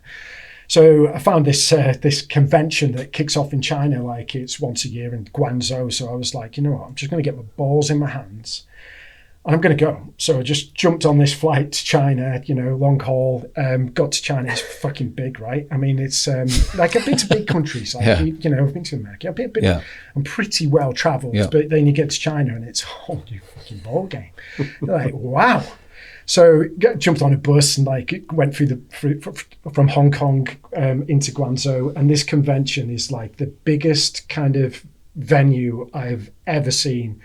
It's like, I don't know, it's like 100 football pitches of warehouse space with all of these stalls of different clothing companies offering the everything to you, we're the best at this, we're the best at that, and we're nobodies at this point, and no one gives a fuck. I'm special forces either. No one gives a fuck. I've got absolutely zero credibility, and that's what's so difficult. You go from having all the credibility in this bubble that you've lived in for so long, and now you're nobody. It's like you're starting from scratch. You've got no currency, have you? So it was very difficult, and we kind of found a few loose contacts where we thought, we all got super excited, quite naively, thinking, this is going to work, and watchers were going to smoke it. And then, anyway, we got I came back from China, all excited to Staz, like, yeah, look, we've I've nailed it. We're in the right these place. Business cards. Just look at it. I haven't got a clue who anyone is. Brilliant. Brilliant. Quality. Just throwing the corn out and just seeing if it worked. And I guess that good for you. It was for a short period until we first got our first samples back, and it was just like, wow, we couldn't have been so far wrong. It was just terrible quality, and just like me and Staz have set out with this expectation of we have to be the best at what we do. It's like we're relentless pursuit of excellence, which is a special forces ethos. It's like ingrained in us. It's like we have to be the best. We want to be the best, and we're so hard on ourselves if we don't achieve it. It's like, and it just wasn't. It was fucking chip shop. But you're dealing with China. Yeah. Like when I was built the sportswear brand, which we exited after 8 years, we were dealing with China. All of a sudden, like, I can't deal with China. Where else can we go? We ended up in Lithuania because the language barrier, it's easy to fly in. It just made everything a lot easier. Because like you say, we were dealing with China, Pakistan, India. They're coming back and the garments weren't good enough. It's like, hold on, attention to detail is rubbish. And the language barrier. So that's probably a really good move. But just for the listeners here, how would you explain ThruDark? So it's a high performance outerwear brand. It's technical. It's capable for outdoor activities, a plethora of those, So, and it's aspirational. I mean, it's. I use the terminology as well. It's like go hard, go home, go hard or go home, go anywhere and go everywhere. Yeah. Equipment. That's the way I would call it. And where did the name ThruDark come from, Staz? So, I guess when you naively at the time when you start a business, it's kind of one of those most important things. What's the logo going to be? And you get consumed by the name, and rightly so. It deserves that time. It absolutely does. But and the logo as well. And we went through a branding process. But before that branding process, with a friend of ours, Joe, we came up with the concept and we had the idea of what we wanted it to look like. So sort of before we get into that, we kind of, to Louis' point, we wanted to be the best at what we did, and we looked at the market and the competitors, and it was like, okay, we want to be super technical up here, but we also want to look different like that. And nobody's doing it. And also, nobody had done this from our background before. Nobody had left special forces. And we had the mocking laughs and the, people that you thought are your fucking friends, sort of almost looking at you going, you're doing what? Why are you not just fucking cracking on and moving into these well-paid, close protection jobs and bits and pieces, and what you're doing a fashion brand? They just couldn't understand it or get it. But that's fine, because as long as me and Louis knew what the fucking vision was and the mission, and we fucking stayed true to that. And it's funny looking back at that whiteboard and that vision that we did. We've still still got the photo. I'll show you after the photo of that, and it's not too fucking far off. Yeah, and we were passionate about that. But for ThruDark itself, it has a couple of meanings. One was, in the military and special forces, we always operated, in the darkness at night time. So operating through the dark. So that was a kind of military nod back to what we used to do in our previous work. But also it was about going through dark times and going through difficult moments, and everybody experiences those moments at different varying points in their life and to different degrees, and so it was about that sort of element. So it kind of tied in nicely, and our kind of mantra, our strapline underneath ThruDark is endeavour through adversity. And again, that leads into everything that we've done in our lives, everybody experiencing adversity and pushing through that and finding the beauty and the joy and that growth in the adversity for us was a huge part. And Louis touched on it there as well about being aspirational. We wanted the brand to be super technical, to be the best outdoor brand, but we wanted to just fucking carve our own path, and most outdoor brands, if you remove their logo, they all look the fucking same. You've been up to fucking all these festivals and all these different places, and it's kind of lightweight down jackets, everything from pink to yellow to fucking purple, and they all look the fucking same. They don't really have their own identity, and we were and they're all heading on this motorway in this generally in the same direction. They're all in the lanes, they've got the distance, and it's all a bit boring. And ThruDark for us was like, no, we were shaking it up. We're fucking heading in that direction, but we're over here, we're off piste. We're in a June buggy, and we're just our Baja truck, and we're just just going across, and we jump back on and jump off, and we're doing it under our terms, and it's authentic, it's credible, it's real. Between us, we've got 27 years combined, military service, and actually we do know it, but sometimes you forget, the level and the things that we've learned in all these different environments, from the desert to the jungle to the snow conditions to Scotland is its own fucking climate, isn't it? All these places we'd operated and thrived in, and we'd gained valuable knowledge and insight from wearing all these different clothing brands. And we thought, fuck, you know what? We can actually apply our credibility and our knowledge into something and make it look and feel and smell and taste different to anything else that's out there. And if we push this brand with the passion that we have done in terms of our military career, at least we'll be true to ourselves and we'll fucking smash it out of the park. Like it, really like it. And you're definitely doing that. Thank you. Where are you, when you first started, where did you get the investment from to set up the brand? Was it you two involved? Was someone else involved? How many were there of you? Yeah, so I guess me and Staz in the first instance, I mean, we had a bit of money, but there wasn't much, we had everything we got. So I think we sold our motorbikes, and we were like, all right, how much can we muster together? And it was like, we'd already started down that track of going, okay, well, let's just see if we've got enough to start this. And we didn't. Roughly how much? I think it was about 50 grand, I think. Our own money that we were like, we put in, and it was like, let's just see if we can start to do this ourselves. And it quite quickly became apparent that, we were going to run out of cash very quickly. It's like, and it's without selling your house and everything else, which could have been the option, probably the next step for us. With that, that would have been the next step. So, but I think we kind of knew a few local guys that we got chatting to, and it came the other way actually. I think that they were interested more in like what me and Staz were going to do on the outside. So I think you probably want to tell the story. Yeah, so we were friends with Steve Clark, a local very successful businessman, and I was introduced to him sort of early days. We became very good friends, and we would drink in the local pub. That was the kind of local haunt for the guys. So we were always crossing paths, having dinner and drinks, and I guess all good fucking plans are formulated about 10 pints deep, aren't they? But he, so I was friends with Steve, and Louis was introduced, and we were always together, me and Louis anyway. We joined at the hip, and we were in the pub again, and but we were on the path and the track of ThruDark. That was everything for us. So every sort of second we were consumed with ThruDark and what it would look like, and we were always talking about the plans. And and Steve sort of overheard us probably over dinner sort of talking about ThruDark, and he was kind of like, guys, have you left when you're leaving? What are your plans? And at this point we kind of knew Steve and what he did, but didn't really know that he was an investor in bits and pieces. And he sort of said, look guys, I fucking think you might be onto something here. I really like your idea, but more importantly, I like you two. I like you, Staz, and I like you, Louis, and I like what you're about. And he sort of, I guess he was just kind of thinking, do you know what, you might be onto something here. So let's speak tomorrow. I can remember him saying for dinner, and saying, okay, meet me tomorrow, guys, obviously away from the pub, and come and show me your business plan. Like that. Yeah. No problem, Steve. Yeah. End of the night, I'm like, Louis, have you got a business plan? Louis fucking back of a fag packet. But we met him the next day, and we didn't bluff him. We said, look, we're not about that. Louis did the business course. Here's a rough outline of what the business is about and where we want it to, what we want it to be. But look, for investors out there, they generally speaking, they're investing into an idea and into people. Investors invest into the entrepreneurs. Exactly. That's what they invest in. They can work out the rest, and you can be taught the rest, isn't it? Yeah, it's the exactly attitude. that. Yeah. And I think looking back now, we're sort of 6 years in. We've had the best sort of business course that anybody can have. Yeah. To go through that process and be taken in by Steve. So Steve joined in and invested an initial pot of money. Yeah. So we had something to work with in terms of funds. But to Louis' point, very quickly it just starts running out. But we had ideas and everything else. But Steve took us under his wing. He gave us an office space. So we moved out of the front room into a really small office building at Link House in Pools. We're on the top floor, probably half the size of this room that we're in right now. And we were off to the races. Got a computer between us and a couple of little shelves, and and then we had 3 products that we were focusing on, and a little bit of t-shirts and off the shelf stuff and caps and fucking hell, you're spinning plates, aren't you? You're doing everything. Lads, it must have been so weird from being on the outdoors for all these years, all of a sudden going into an office space.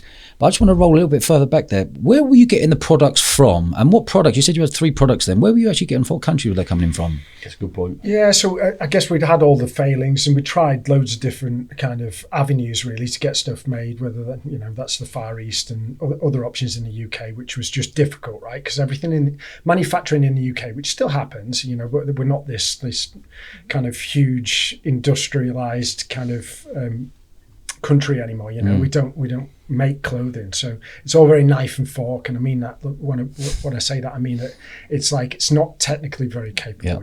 It's very simple.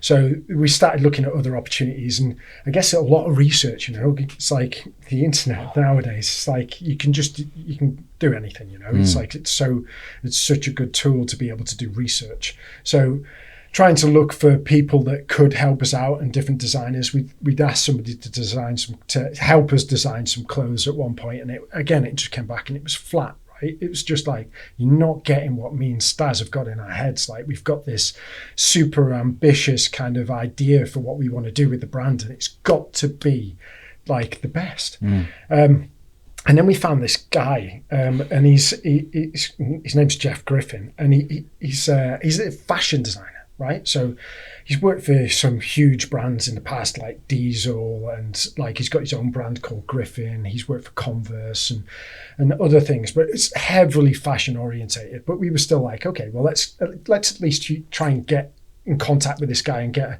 get some kind of advice and guidance. So he's got this place down in Cornwall, Bude, and it's called Loveland Farm. So me and Staz were like, right, okay, let's see. We jump in the car. It was actually a works car at the time, I think, so we shouldn't have had it. But so drove down to Cornwall, rocked up in the middle of fucking nowhere, right? You've got to go. Cornwall's bad anyway for travelling, isn't it? So all down these tiny little roads, and got to this place, and it's a farmhouse, right? So we were like, are we in the right place? And I was like, yeah, we're here. So we knocked on this door, and nothing. Dogs barking. Okay, somebody must be in. And this guy came to the door, and it was kind of what we expected, but not what we expected. Jeff Griffin, big guy, like 6'5" or whatever, big beard, one tooth missing. He's wearing one flip flop, and the dog's got his spectacles in his house, in his mouth, and you're like, wow, I wasn't expecting this. And Jeff's just this, he's such a character, he's not of this world. So first thing he wants to do is introduce us to his pigs. So he's like, let me take you boys down the garden. He takes us down there, and he's showing us around this Loveland Farm thing. He's got big domes, an eco retreat, right? So people go and stay there. But so he's like, here's my pigs. This is my 2 buffaloes. Buffalo, Chinese water buffalo. And mad. Me and Staz are just looking at each other going, okay, is this guy taking acid or something? I don't know what's going on. And can I have some? I need some. Yeah. So just crazy. And anyway, so Jeff kind of pulls us into his office space, which is there's stuff everywhere, there's design ideas on the wall, bits of jacket everywhere. And he was like, okay, run me through it. what do you guys want to do? So we pitched to him, and like we thought it went really well. We were like, okay, we've pitched it in our way, and we're really enthusiastic. We've got this great idea, and Jeff's just like so unreactive. He's like so flat, and he's just like just umming and ahhing and sort of saying, look, guys, like, this is difficult. Yeah. Like, this is a very difficult business. Very difficult world that you're just about. Are you fucking sure? You know what you're getting yourself into, and two, are you ready for it? Are you fucking prepared mentally for what you're about to do? And the amount of cash you're going to burn. Yeah. And Jeff was brilliant. We loved his designs as well. I think we found him through Instagram, didn't we? Or Louis did. And he has a real pull towards military. So a lot of his designs was camouflage prints. And I think that's why we liked him. And we sort of went down there, had a lot of military paraphernalia and old wagons and bits and pieces. So there was a kind of instant connection there. And bearing in mind that Jeff at the time, I think we caught him at a perfect time. You know, he's super, super busy, but he had a small window of opportunity where he was kind of like, look, I've moved down here away from London. I've set up the eco retreat with his wife, Karina. They're beautiful people. And I think he was just like, I think he felt a bit of pity on us and was like, do you know what? I love the military, special forces guys. These two they seem like they're a bit of me. I like them. Okay, but again, to Louis' point, you couldn't really read him as a person. So we kind of moonwalked out of there, not really sure whether it was a success or not. And we kind of drove off in the car, like, thanks, Jeff, great to meet you, you know, the family. And we drove down the lane, stopped, got out of the car, and we're like, what the fuck just happened? That was so surreal. What a mad, bonkers experience and meeting. It's not what probably what both of us had in our mind.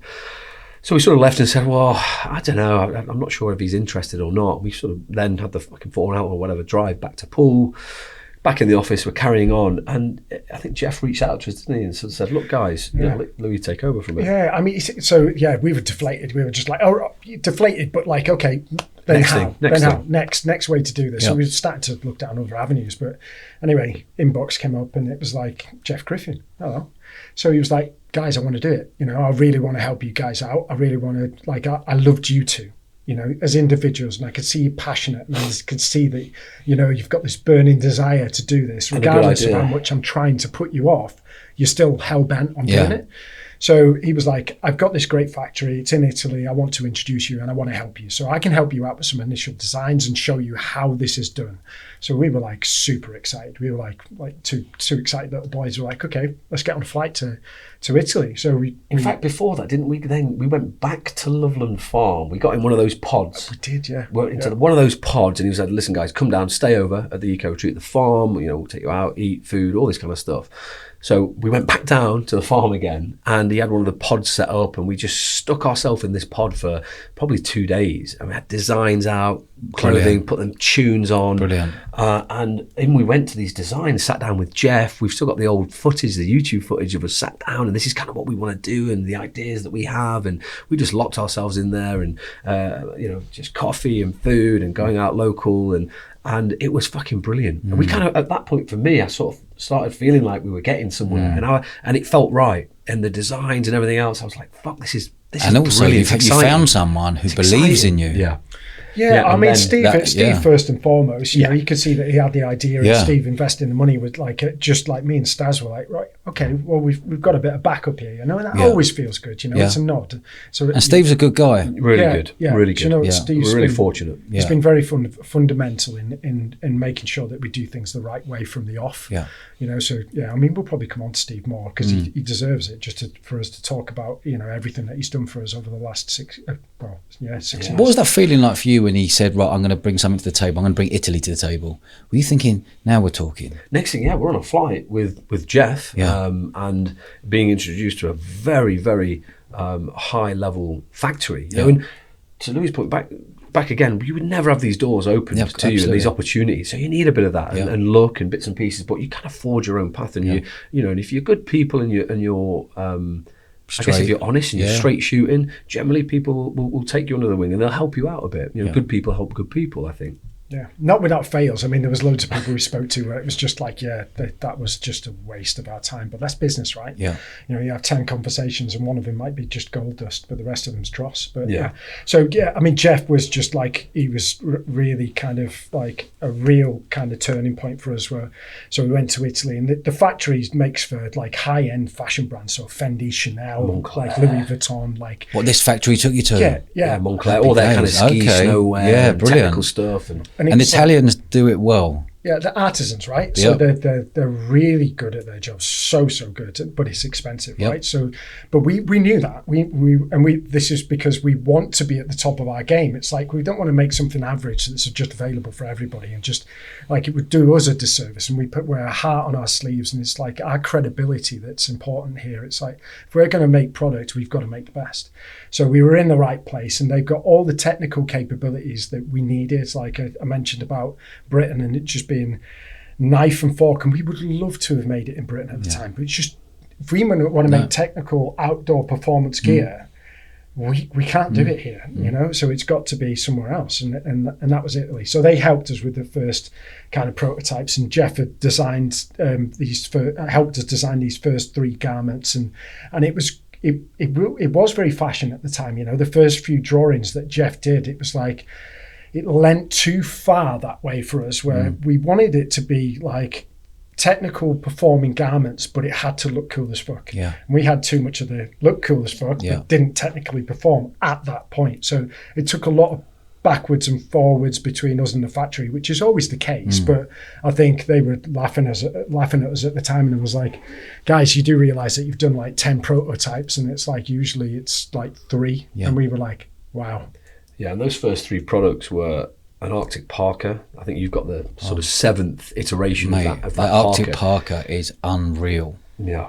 On every level. Yeah. Attention to detail, just everything. Yeah. Amazing so piece. It was that sort of first garment, and then we had the hybrid sort of jacket, which is still one of our products today, and the Zodiac jacket as well, again, which has been a big part. So that's what you went down. You went down the jacket route straight away. Is that where you wanted to set your standards? Was it the first initial 3 garments? And again, you are restrained here somewhat in terms of cash and money. You can't just bring out a whole range of product, you know. So we sort of concentrated on 3 jackets, and also at the time we're still learning and understanding about the business and the brand. And you know, while this is going on, we're setting up a website, you know, social media, we're getting out, you know, filming content, and that was a beauty, I think, of ThruDark in the beginning, and those kind of people that started following us. And we had help as well, and shout out to those people, and your Foxes and people that had a big social media following that were backing us and believed in what we were doing and were helping us on that front. But you know, you kind of, you want to do everything at once, and you know that you can't, so you have to be very selective with what you do. And at the time, the idea was that we were going to launch in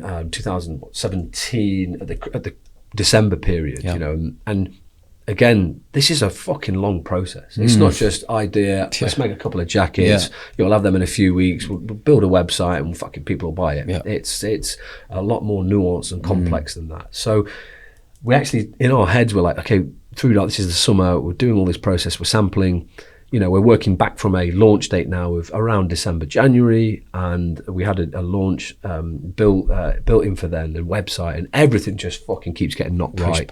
Everything is getting knocked right from website, and all sorts of shenanigans and dramas and difficulties that you have, and hurdles that you've got to kind of hit, and fires and that you're putting out, and everything else, and across all aspects of the business. And actually we ended up launching you know, that following year in the summer, but now we're launching a fucking Arctic parka in the middle of summer. Geniuses. And everyone's, why are you doing that? Well, it was not by design. It's just the way that so it was a year research and development, was it?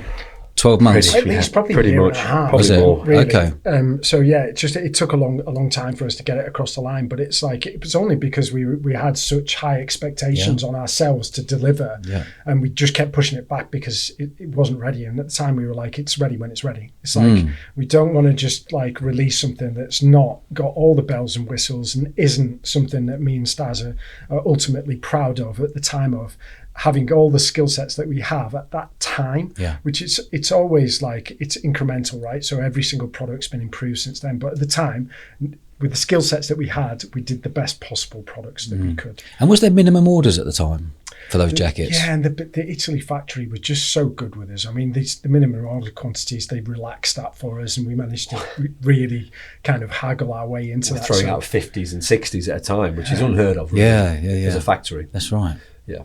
And what was it? Was it just 2 of you on this journey from the start?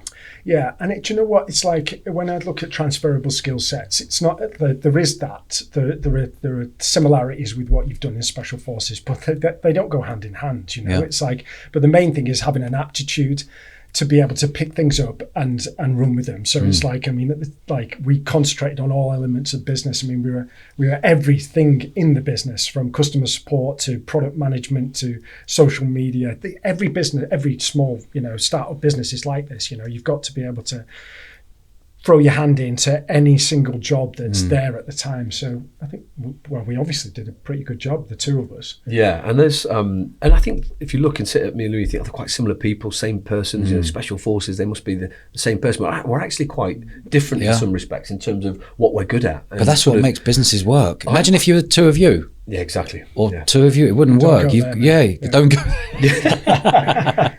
But you have to have that. I think we've complemented Lovely each compliment, other quite well, and it's not without its difficulties and nuances. You have to find the way. You have to find your swim lanes. You sayings. You both can't be mum. You both can't be dad. So you have to find out where your strengths lie, where your weaknesses lie, identify that, and then run with it. And obviously there's crossover, and we're always speaking to each other and working out how we sort of the best practices for products. And Louis is very good and operationally and product based and all that sort of stuff. And so it's better to sort of let Louis take the helm with this sort of stuff, with input. And at the beginning, to Louis' point, you're doing everything. You're fucking spinning every plate and helping each other as much as you can. But naturally, as the business grows, right? It's fun. Yeah. But it is fun. And where was it? Where was it? Sort of like 2018, you launched. Where was it when you started to break the back of this business? Because what did Brexit come and hit in? That must have had we had everything. I don't think we broke the back of it yet. No, okay, yeah, and we were six years in. Yeah, I mean, I joke. But I've seen but we've been to the setup. You've got an amazing setup. You've got, as we're sitting today, you've got 25, 30 full-time staff. Yeah. The setup's amazing, the products are amazing. But actually, when you're starting a business to hold stock to then sell online. Is that the business model from the start?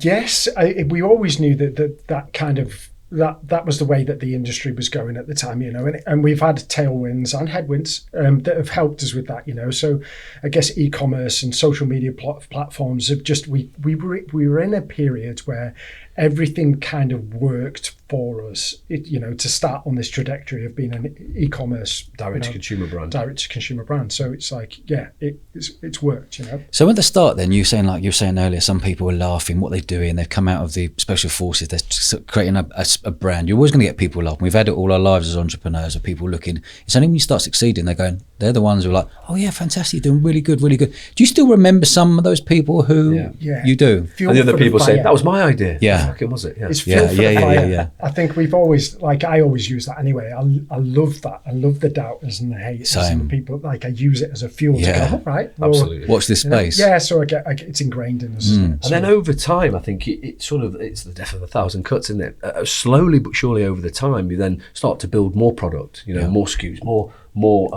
things that are available for people to buy, from merchandise to caps and t-shirts, and then more technical product, and then it was trousers, and what do we need next? And if we went back to our whiteboard and we looked at ThruDark and what the vision and what we fucking hell had ideas for everything, and it's almost like pump the brakes, what can we do with what we have at our disposal right now and everything that we can manage. And then over those years, the first year, you're just sort of getting established, you're getting out the gate. And I think what was unique with us in terms of ThruDark was our authenticity and our credibility. Yeah. We were the people that were designing the clothing. We were flying out to Italy with the pattern cutters, with the designers. No, tweak that, change that material. Coming back, the sample would arrive. It's just not quite right. But what we're going to do is go and test this equipment right now and the clothing. And it was me and Louis, social media, just filming each other. We couldn't afford videographers and photographers and all this stuff at the time, but we understood the way that we wanted the brand to look to people from the outside looking in. We had that kind of really unique, it's not right, it needs to look a certain way, it needs to tell a certain story, it needs to be emotive and aspirational, and it was authentic in so much that we were designing everything and we were testing it, and people could see that. So very slowly we sort of build a cult almost following of people that really bought into me and Louis and the brand and what we were about. And that was the sort of first year. And then the second year, you're growing again, it's more people. Now you start getting people in. Actually, we need somebody to look after the orders, because back in the early days, it was you'd have an order Packing come in, yourself. one order a week Yeah. or a day, and it was fucking. We'd jump up like somebody's Yeah. ordered that jacket, and I'll pack it, and Yeah. it's exciting. That's exciting as well, isn't it? Yeah, it is, and then you're always evolving the packaging and the processes and how people are receiving it and how we're communicating to people, and we were always quite authentic. And to Louis' point, we're summarising here, but we had so many headwinds and tailwinds and things that were wrong with products. You know, we released a jumper, similar to the jumper that you're wearing, the first iteration of that. We were super proud of it. We got it made in Britain. We were like, yes, this is amazing. And, you know, for a trusted contact. And I think we released 300, which was a huge amount for us at the time. And, you know, we're taking a gamble, and we're sort of, again, we really believed in the product. It went out, it had amazing initial feedback for the first week, and then it was around Christmas time, wasn't it? And the next thing, we're controlling the customer support email stuff as well, so it's coming into both me and Louis on the and next thing, a complaint comes in, the fucking stitching's going on the elbow, and okay, well, that's fine, you know, we've got a degree of issues that you can have, a certain percentage of things that naturally go wrong, because it's cut and sewed fucking garments, things do go wrong. And then another email, you know, 3 turns to 5 to 10 to 20.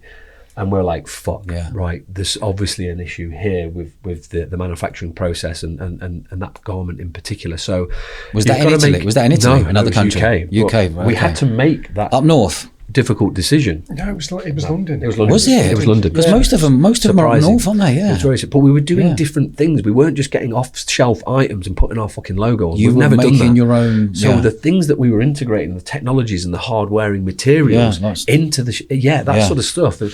Taking that to these manufacturers, they were like, well, fuck it, nobody's done this before. Why are you for these reasons? That's why we want it there, and everything else. And so we were always being different and trying to make things differently. And unfortunately, it didn't work. So you know, we had to make those decisions. We had a full stinker with that, and it's like it was really well received by the customer. You know, like because we had such a cult following, they kind of understood to a degree, but it was like high expectations on us, and we wanted to do the right thing. So I think it was a key kind of turning point for us as well, where it was like, you know what, what's the right thing to do always.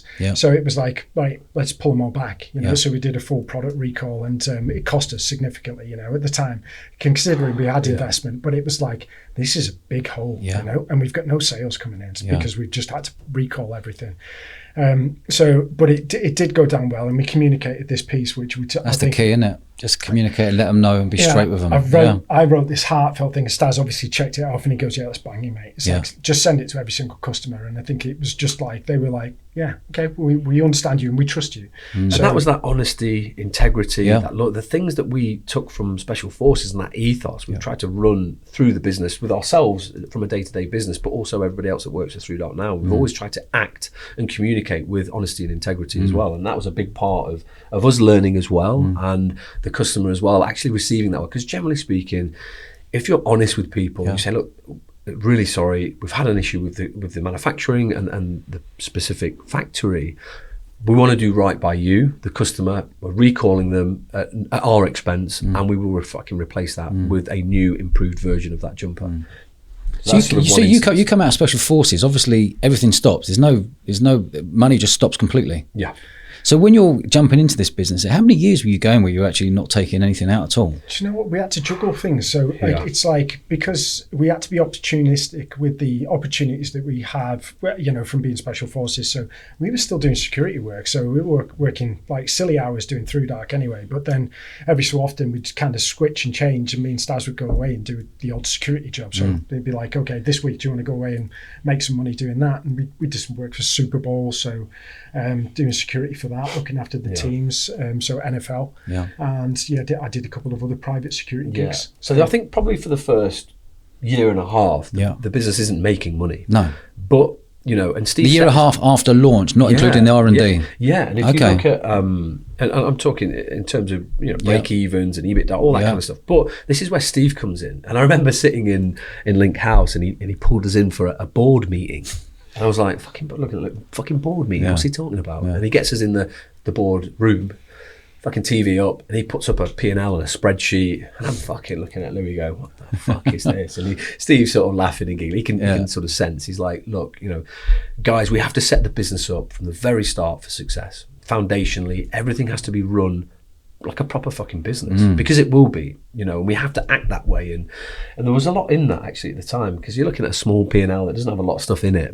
And he was like, to me specifically, Staz, you will understand this world and spreadsheets, and you'll actually come to enjoy it and like it. And he's right, you know, 6 years in, you get excited about looking at spreadsheets and numbers now, because you understand how important things are and how things move and turn the dial for the right way. But back in that day, that first sort of year and a half, you're not making money, you know, and as an investor, Steve's helping out a little bit more in, you know, but he can see where we're heading. He can see the growth of the business, and we're tracking the right direction. But more importantly, the product was getting better and better and better. And I think he was actually quite shocked and surprised with just how good the product was that we were making. It was now then a case of communicating to a wider audience and new customer acquisition and everything else. And we were doing the right things. So once we started on that journey, and that first proper financial year, you know, we were off to the races, and we were actually making a good amount of money coming back in. You know, until you start employing. Well, yeah, but because then all the money that you make, then it's not at the bank. It's just re-rolled and it's redistributed and pumped back into. Do you remember your first? Do you remember your first employees? Yeah, who they were, what roles they were taking, and also I want to know what roles you both played in the business as well. Yeah. So that kind of comes back to from our roles. I guess that we had our own swim lanes, and we've always naturally kind of stuck to those. So I've always been on operations kind of production side. So that's kind of where I've sat.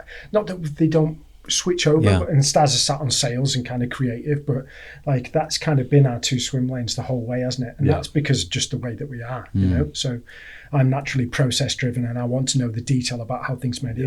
And Staz is more of it, you know. He's an elbow tickler, and he's good at speaking to people and communicating. It's like natural. Did you know that when you first set out, or you're like, you know what, let's just do it. I'm actually good at that. You're good at that. Let's actually find our own lane here and crack on. I think it just naturally happened. Yeah, to some degree, I think you do. You understand, but as you develop and grow as the business, and the business does as well, and the requirements and the needs across the business change and move. Yeah, generally speaking, you kind of look. Louis said the analogy before. It's like an out of control horse, isn't it, running down a hill, and you're just fighting fires constantly and plate spinning and trying to just cover the gaps wherever you can. So you're doing everything. But then, you know, back to the point where people start coming on there to lighten the load for you. So you get somebody in that's just dealing now with the customer support and the picking and packing. And similar to special forces, we were kind of like, everybody that we were employing early days, they weren't specialists, they were kind of generalists. It was like, can you do a bit of that? Do you know how that works? Yeah, brilliant. Can you do a bit of picking and packing?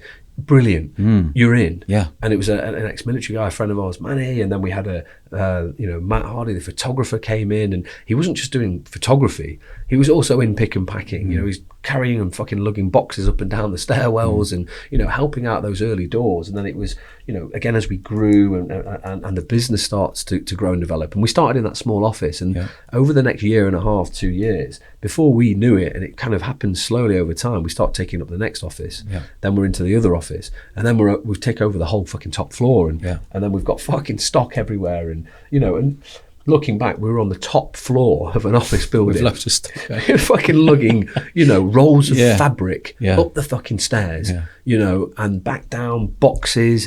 It was a shift. It was When was the point where yourselves and Steve said, right, we need to get out of here. We need to get a proper big unit? When we started moving into his office, I think. He had enough. Yeah, I don't know. Probably when I was sleeping underneath the desk every night, and Steve was like, mate. For a lot of reasons. I think we were grafting, you know, we were putting hours in. We had 90-hour weeks and everything else. So it was like, it was a shift. But I think we got to a stage where we just like, it wasn't making sense for us to work out there, because it was becoming heavily stock orientated rather than it being, you know, office day-to-day storage, office day-to-day running.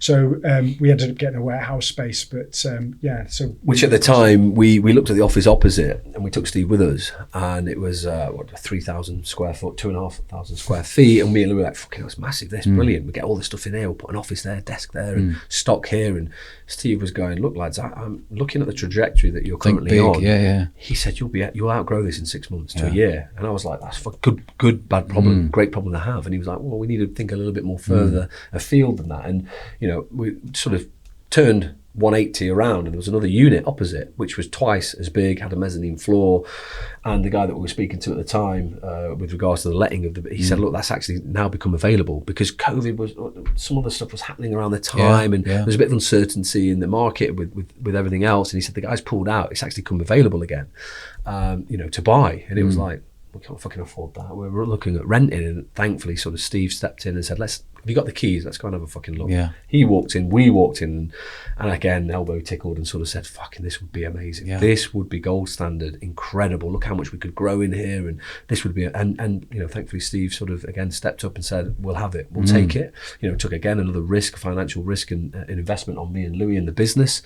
So the next thing we know, we're sort of planning to move into there, and we sort of do a fit out into Unit 4. We're still into there to this day. That's the main office and headquarters, goods in and out, and the gym and the jiu-jitsu and shake-ons and the main office upstairs. And by this stage, there's probably 4 or 5 employees. So we move upstairs, we put the 1 or 2 So we're looking, 2020 here, are we? in. When you moved there? Oh, God. Yep. Yes. Just before? Yeah, 2020. 2020. September 2020. And you had then, 4 or 5 staff then, plus yourselves? Yeah, so I think, I can't remember names, but I guess we had Matt Hardy, we had Ben at the time, who had then taken over the production side of things. Yeah. But I mean, we owe a lot to Matt Hardy as well, because I guess that me and Staz had this unique kind of vision in our heads. For Great photographer. Yeah, fantastic. And he just knocked it out of the park. He was like, look, this is the way, we want to be dark, moody and different. And he did. Dark, moody and different, brilliant. Yeah, and he managed to just get what me and Staz were after, with a bit of tweaking and pulling, but he was a really good employee, Matt. And great at systems as well, and the IT and any issues that you had on website, he could turn his hand to stuff as well. So he was a great. I want to roll back a bit there. You mentioned when you come out of Special Forces, Louis, you were like, you come out of Special Forces, you mentioned as well, you're like, we're faced, and all of a sudden we're no one now, we're in civilian life, people don't know who we are, you've gone to different countries, people don't know who we are.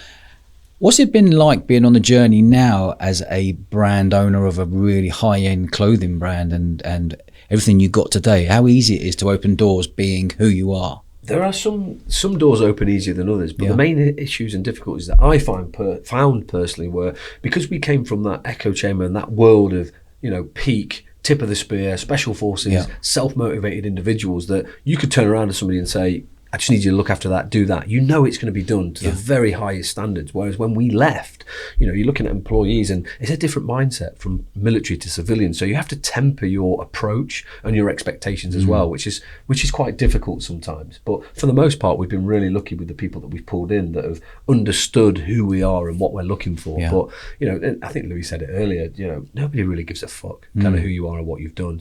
In some social situations, it helps. It gets you into rooms, gets you introduced to people, but it's not necessarily a precursor to success. No, but I think if someone's knocking on the door and there's 2 lads here from the SBS which force got a clothing brand and that door opens, they're going to welcome you with open arms. Yeah, it helps. You know? And I think me and Staz, when we first left, were really quite reluctant to lean too heavily on that special forces background, but it was difficult for us to do because we know that this is our unique selling point, right? It's like, okay, what sets us apart from everybody else? It's our background and our experience, and how much of the story can we tell? And we've always been quite tentative with that, and just tried to do our former colleagues justice without saying too much. And it's such a hard thing. That's hard, yeah. So, but it has opened doors, and it gives you that credibility, from because I think we get a certain amount of respect from what we do, but that can be blown straight away. You can meet somebody and just go, these couple of idiots, the former special forces, but what can they do? So we've still got to come from that background and kind of forge our path in a business world and show people that we can do this as well, So. And whereabouts on the journey then? You got Steve on board. Have you ever taken any other investment or from other investors over the years? We've been really quite good. We've ran things so lean, or especially for the first 2.5 years, and I've probably been the one for that. I don't know if Staz will agree with it, but I've kind of been like, no, we can't spend that money because I knew how much that kind of foundation of being able to run it lean would stand us in good stead as we move forwards as a business, So we were reluctant. You have to spend it like your own money, I guess. Yeah, have to. You have to. And you have to be really cautious and understand how quickly money can fucking slip Yeah, through your mate. fingers in business. And it's easy to go, say yes to everything. You want to say yes to everything from fear of missing out massively in a business. We say, yeah, let's do that. It's a great opportunity. And if we don't do that, we might miss something. We might miss that opportunity. So yeah, Lou's been really good at that in terms of reining, especially me. And if I'm sort of, that's fucking great. And this is a good idea. And Steve from the kind of spreadsheet point of view as well, in terms of actually looking at how that falls, you know. Yeah, and it's also the value add, and it's like we have taken more investment, and it's been more of a recent thing over the last year. And it's like we wanted to bring people to the table that were going to add value, and I'm a cynic, right? So I'm like, even with Steve putting money in, I have a sense of reluctancy where it's like I feel like it's ours and I want to do it, but I'm also very, very aware of the fact that without that capital, you can't grow fast. You know, it's going to be a slow, long journey. So we need that in order to to really start on a trajectory that we want to be on. So we took some good investment recently. It's very important who you decide to bring to your table as well. And it's the cliched stuff of being in a room or a board meeting and being the least intelligent person in there, or at least somewhere near that. And we've always surrounded ourselves with very bright, intelligent people and business leaders. And recently we had Al Barrett on. For people that are listening, Al Barrett has obviously owned and operated a very, very successful, huge brand in Grenade, the sports nutrition brand, which he's just had a successful sale of. And we were introduced to Alan and became good friends, and expressed interest, and Alan as well. And what we didn't want to do is take we wanted the sort of private stuff from other people and not kind of PE and other businesses that come in and would give you the financial investment, because the business is doing really well now, and it's tracking year on year, it's doubling in growth, and it's doing really well. And to your point, we've got 35 staff now and lots of agency support. It's doing really well.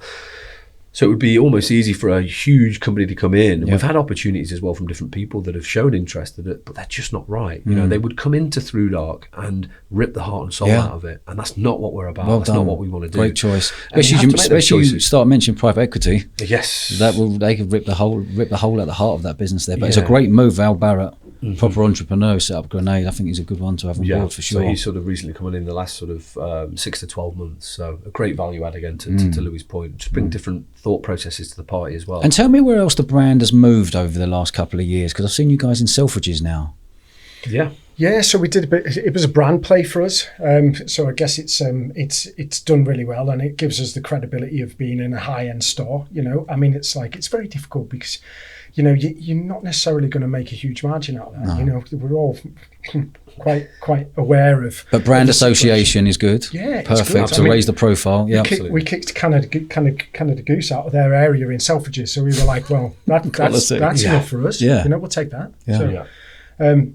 So we're in the right places, and it's like those plays are really important for us from a credibility and a reach perspective, because it's like we are in a bubble still, and you can do so much on digital acquisition and everything else to try and get the brand name out there. But to be in a high-end store is definitely a big thing. And what about moving forwards now? What's the ultimate goal moving forwards, lads? With the brand itself. Fuck it, we didn't come to take part, we come to take over. But it's staying true to who we are and the brand and the vision and everything else. And as we've now moved forward to current day, to where we are now, this sort of 30 odd people staff, it's about bringing the right people in at the right time that's right for the business. And to sort of separate the two lines of the business, you have the kind of product and operations, which generally speaking Louis kind of runs with day to day and takes a hold of, and I'm on the other side in terms of brand. So I can cover sort of my part. Obviously, we talk. The lanes overlap, and we're constantly talking to each other from a business perspective. We've put a lot of processes in place as well with different people that have come in and professionals. And I guess it's only really within the last 12 months, that we've started to grow in such a significant way and actually invest in subject matter experts. We're getting people in at the right places now to kind of commercial directors, brand directors, and a CEO that's recently just joined us as well. So real sort of power moves and power plays to get big people into the brand at the right time in the right places to really drive the business in the right direction. And on my side of the fence here, it is what Louis suggested earlier, it's all brand, and it's web, it's e-com, it's acquisition, it's content. We've got two amazing content creators and creative individuals as well, so people that are dealing with events, and people that are shooting content, video, still capture, that are organizing trips and plans and all that kind of stuff, and it's about delivering that then across all the platforms, across the website, across the social media platforms. There's a lot of fucking work day to day that goes, and still loads more to go, because you're really like 6 years in. Another 4 years, you get to that 10-year period. Only 5% of businesses get to that 10-year period. Is the ultimate goal after that 10-year period, or that time you get to a point you go, we've been acquired, that's the ultimate goal, thank you gents, it's been one hell of a journey? I think we're such a strong part of the brand now, and it's like we always wanted to be that, the heart and soul, and I think we'll always be a part of it. We've got to be, because it's like we've been there from the start, and this is our story, right? We are the unique selling point. The reason why ThruDark is a brand is because me and Staz, and that is going to get diluted to a degree, but it's for us to keep a control of that and make sure that it still comes across in the right way. At the end of the day, we want to be an aspirational brand that motivates people to do something that they wouldn't ordinarily do by providing them kit and equipment to go out and do outdoor activities, or go to a gym, or to do an athletic event, or whatever that may be. So we've got to start to just kind of get that across to our staff and still stay sort of true to our original mission and our goal. And we've not, for the most part, we haven't veered off course too much. I can see. And it's interesting, really. So the people that we bring in, and everything else around the business, and putting that ethos in there as well from the things that we've learned. But everybody that joins, there's so many moving parts now as the business sort of grows and develops. It's fucking exciting. But if we rewind through any stage of the past 6 years, it has been incredibly fucking difficult. It puts a strain across you as an individual, personally, professionally, your relationships, everything. It's just so fucking difficult. Just on that, like when you're growing any business, if you've got two partners in there like yourselves, has there been times when you've clashed? Yes, there has. But I think, do you know what? Like a few people have asked me this, and it's been quite recent, and it's profound, and I mean this like from the heart, that we can still manage to operate, even if we have the odd fallout now and again where we butted heads. It's like we still made things work. We've still been ultimately professional and wanted the same thing, and it all comes from a good place. It's just like sometimes you have a difference in perspective, a different way of doing things, and like you need to meet, or you need to understand each other's perspective on it. So we butted heads, and it's testament to us both, really, for us to massive respect to go through that, and like we're doing a fucking good job. You are. Yeah, you are. And you ever thought about like when you're coming to sell a business? When I've exited business, I always disassociated myself from the business, so the business can be sold and passed on without me being in the operation side of it. Have you ever thought about that one day that you might have to do that, and you can get the right people in place to do that, and maybe you keep your faces as the faces of it? Yeah, absolutely. I think there's a couple of different ways of looking at and exiting. But everybody, I think you have to set out with the goal in mind of creating something that is fucking amazing in order to make it valuable to other people in terms of acquisition and sale. That's fine, but we don't know when that is. We don't know if that's next year or 10 years. But I think, to Louis' point, we're in this for the long haul, in this for the long run, because we're such an intricate part of the brand. We will always be in the brand or on the brand in some way, shape or form, and that'll change, and it's very hard to look into the future. But all we can do right now is keep setting ourselves up for success and the brand, bring the right people in, keep concentrating. The main things that we want to focus on right now is product, creating the best fucking product that we can, and brand. Are we communicating then in the right way to the right people, and still staying true to everything that we hold dear? And what I've noticed massively is your cult following, your community you're building is so powerful. I had a little look this morning and went on Trustpilot. 4,500 5-star reviews. That is worth $1 million. That's unbelievable. So you've kept your standards so high, and great communication with everyone. What is that following actually like? What is that audience, would you say? It's quite a big mix, and we've done some data. Like we've tried to dig down on the data even more so now. I think we've got access to this more readily.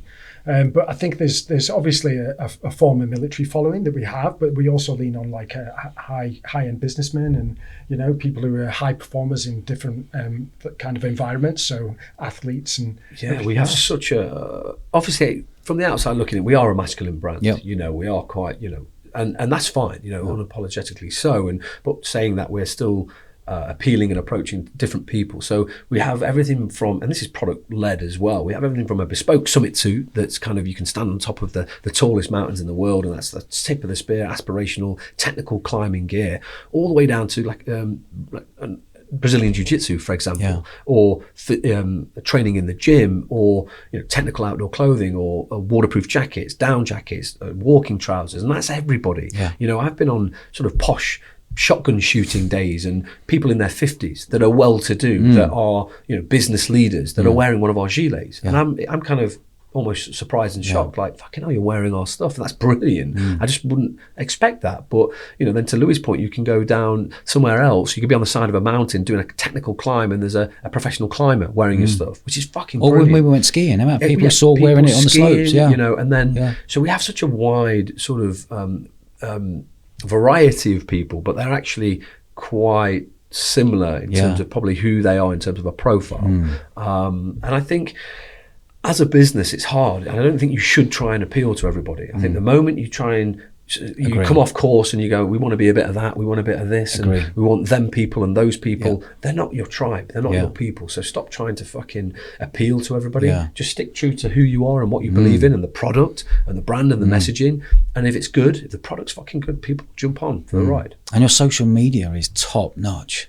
Yeah, we are so fortunate. Seriously good. I mean, the people that we've got in the brand now as well, and it's always me and Louis. We check everything off, so everything that comes through gets filtered and gets the sort of ultimate approval or nod. But we've got that much trust in the people that we've employed, from the creative direction to the people that are making, you know, the things that people see on the social media platforms. You know, everybody gets kind of who we are and what the vision is and stuff. So we've always tried to stay true to that. But we've got incredibly talented people across all aspects of the business, and that all starts as well as in product. You know, you have to make fucking really good product that we've tested, that we say, we're fucking happy with that. That then gets passed over. Now communicate that in the right way across all the different platforms for people, and it's a big beast, isn't it? It churns, and the day-to-day activity. I think a few weeks ago we released 5 new products every day, which is a huge undertaking for a brand, but the team picked it up, ran with it, and knocked it out of the park. But to your point, there's a lot of stuff that goes behind closed doors, and it's hard, and you only know what you know, and criticism and everything else, and what about this, and you could have done that, and fucking hell, good luck with that. You try it. It's fucking hard, mate. It's hard. I hear you. We did a team brief the other day, and we were talking about how far we've come in a short period, and I turned around to the guys, it's like, we punch big. We are a small team. You look at some of these brands that we are arguably competing against, and they've been around for nigh on a century, you know, decades. And we're punching with them. We're punching with the big boys. Agree. You know? So we're doing a good job. And it's fantastic that we've done a partnership. Yes. Really proud of that. Yeah, I'm excited because, you know, we've known each other, you know, personally, and now obviously professionally with the kind of partnership that we're doing, the collaboration with you guys, and, you know, your stuff and Eventful Lives podcast has been amazing. A lot of journey, you know, you've been on, and fucking hats off and kudos. It's a difficult world for you to get in, but you, again, if you look at you as a product and the podcast, you stuck true to who you are and what you want to push and the messaging and everything. I've been on your podcast before and it's done incredibly well. 500,000 views you got. That's a madness. Long form content. That's a madness. And for me, picking those partnerships is key. You know, we don't jump into bed with everybody. You jump in bed with the right people, you know, and it felt right as well. So we've been speaking about this for quite some time in terms of what the partnership would look like and how it would work and everything else. And look, you're local, you know, I believe in what you've done, and you as a person, as an individual, you've achieved some incredible things. And now professionally, as you move into the podcast world, for me, there's so much sort of similarities and natural kind of movement into a partnership. So I'm incredibly grateful and thankful and excited to see where we can push it. Same here. We're going to push it as much as we can across everything. Very, very looking forward to this partnership. What is the final word to your fans out there? How you want to be remembered, your brand today? Anyone listening out there who hasn't heard of ThruDark or is part of ThruDark or they've bought from you, how do you want to be seen and remembered? I want to thank them first and foremost for staying true to us, and I guess that we want to be remembered for delivering what we said we would. I guess that, you know, we want to be aspirational, and we hope that we're making a difference somehow, and that's got to be from the heart. You know, you want to be able to turn around and say that you're delivering something that has made either an impression on somebody to a degree that improves their life, their lifestyle.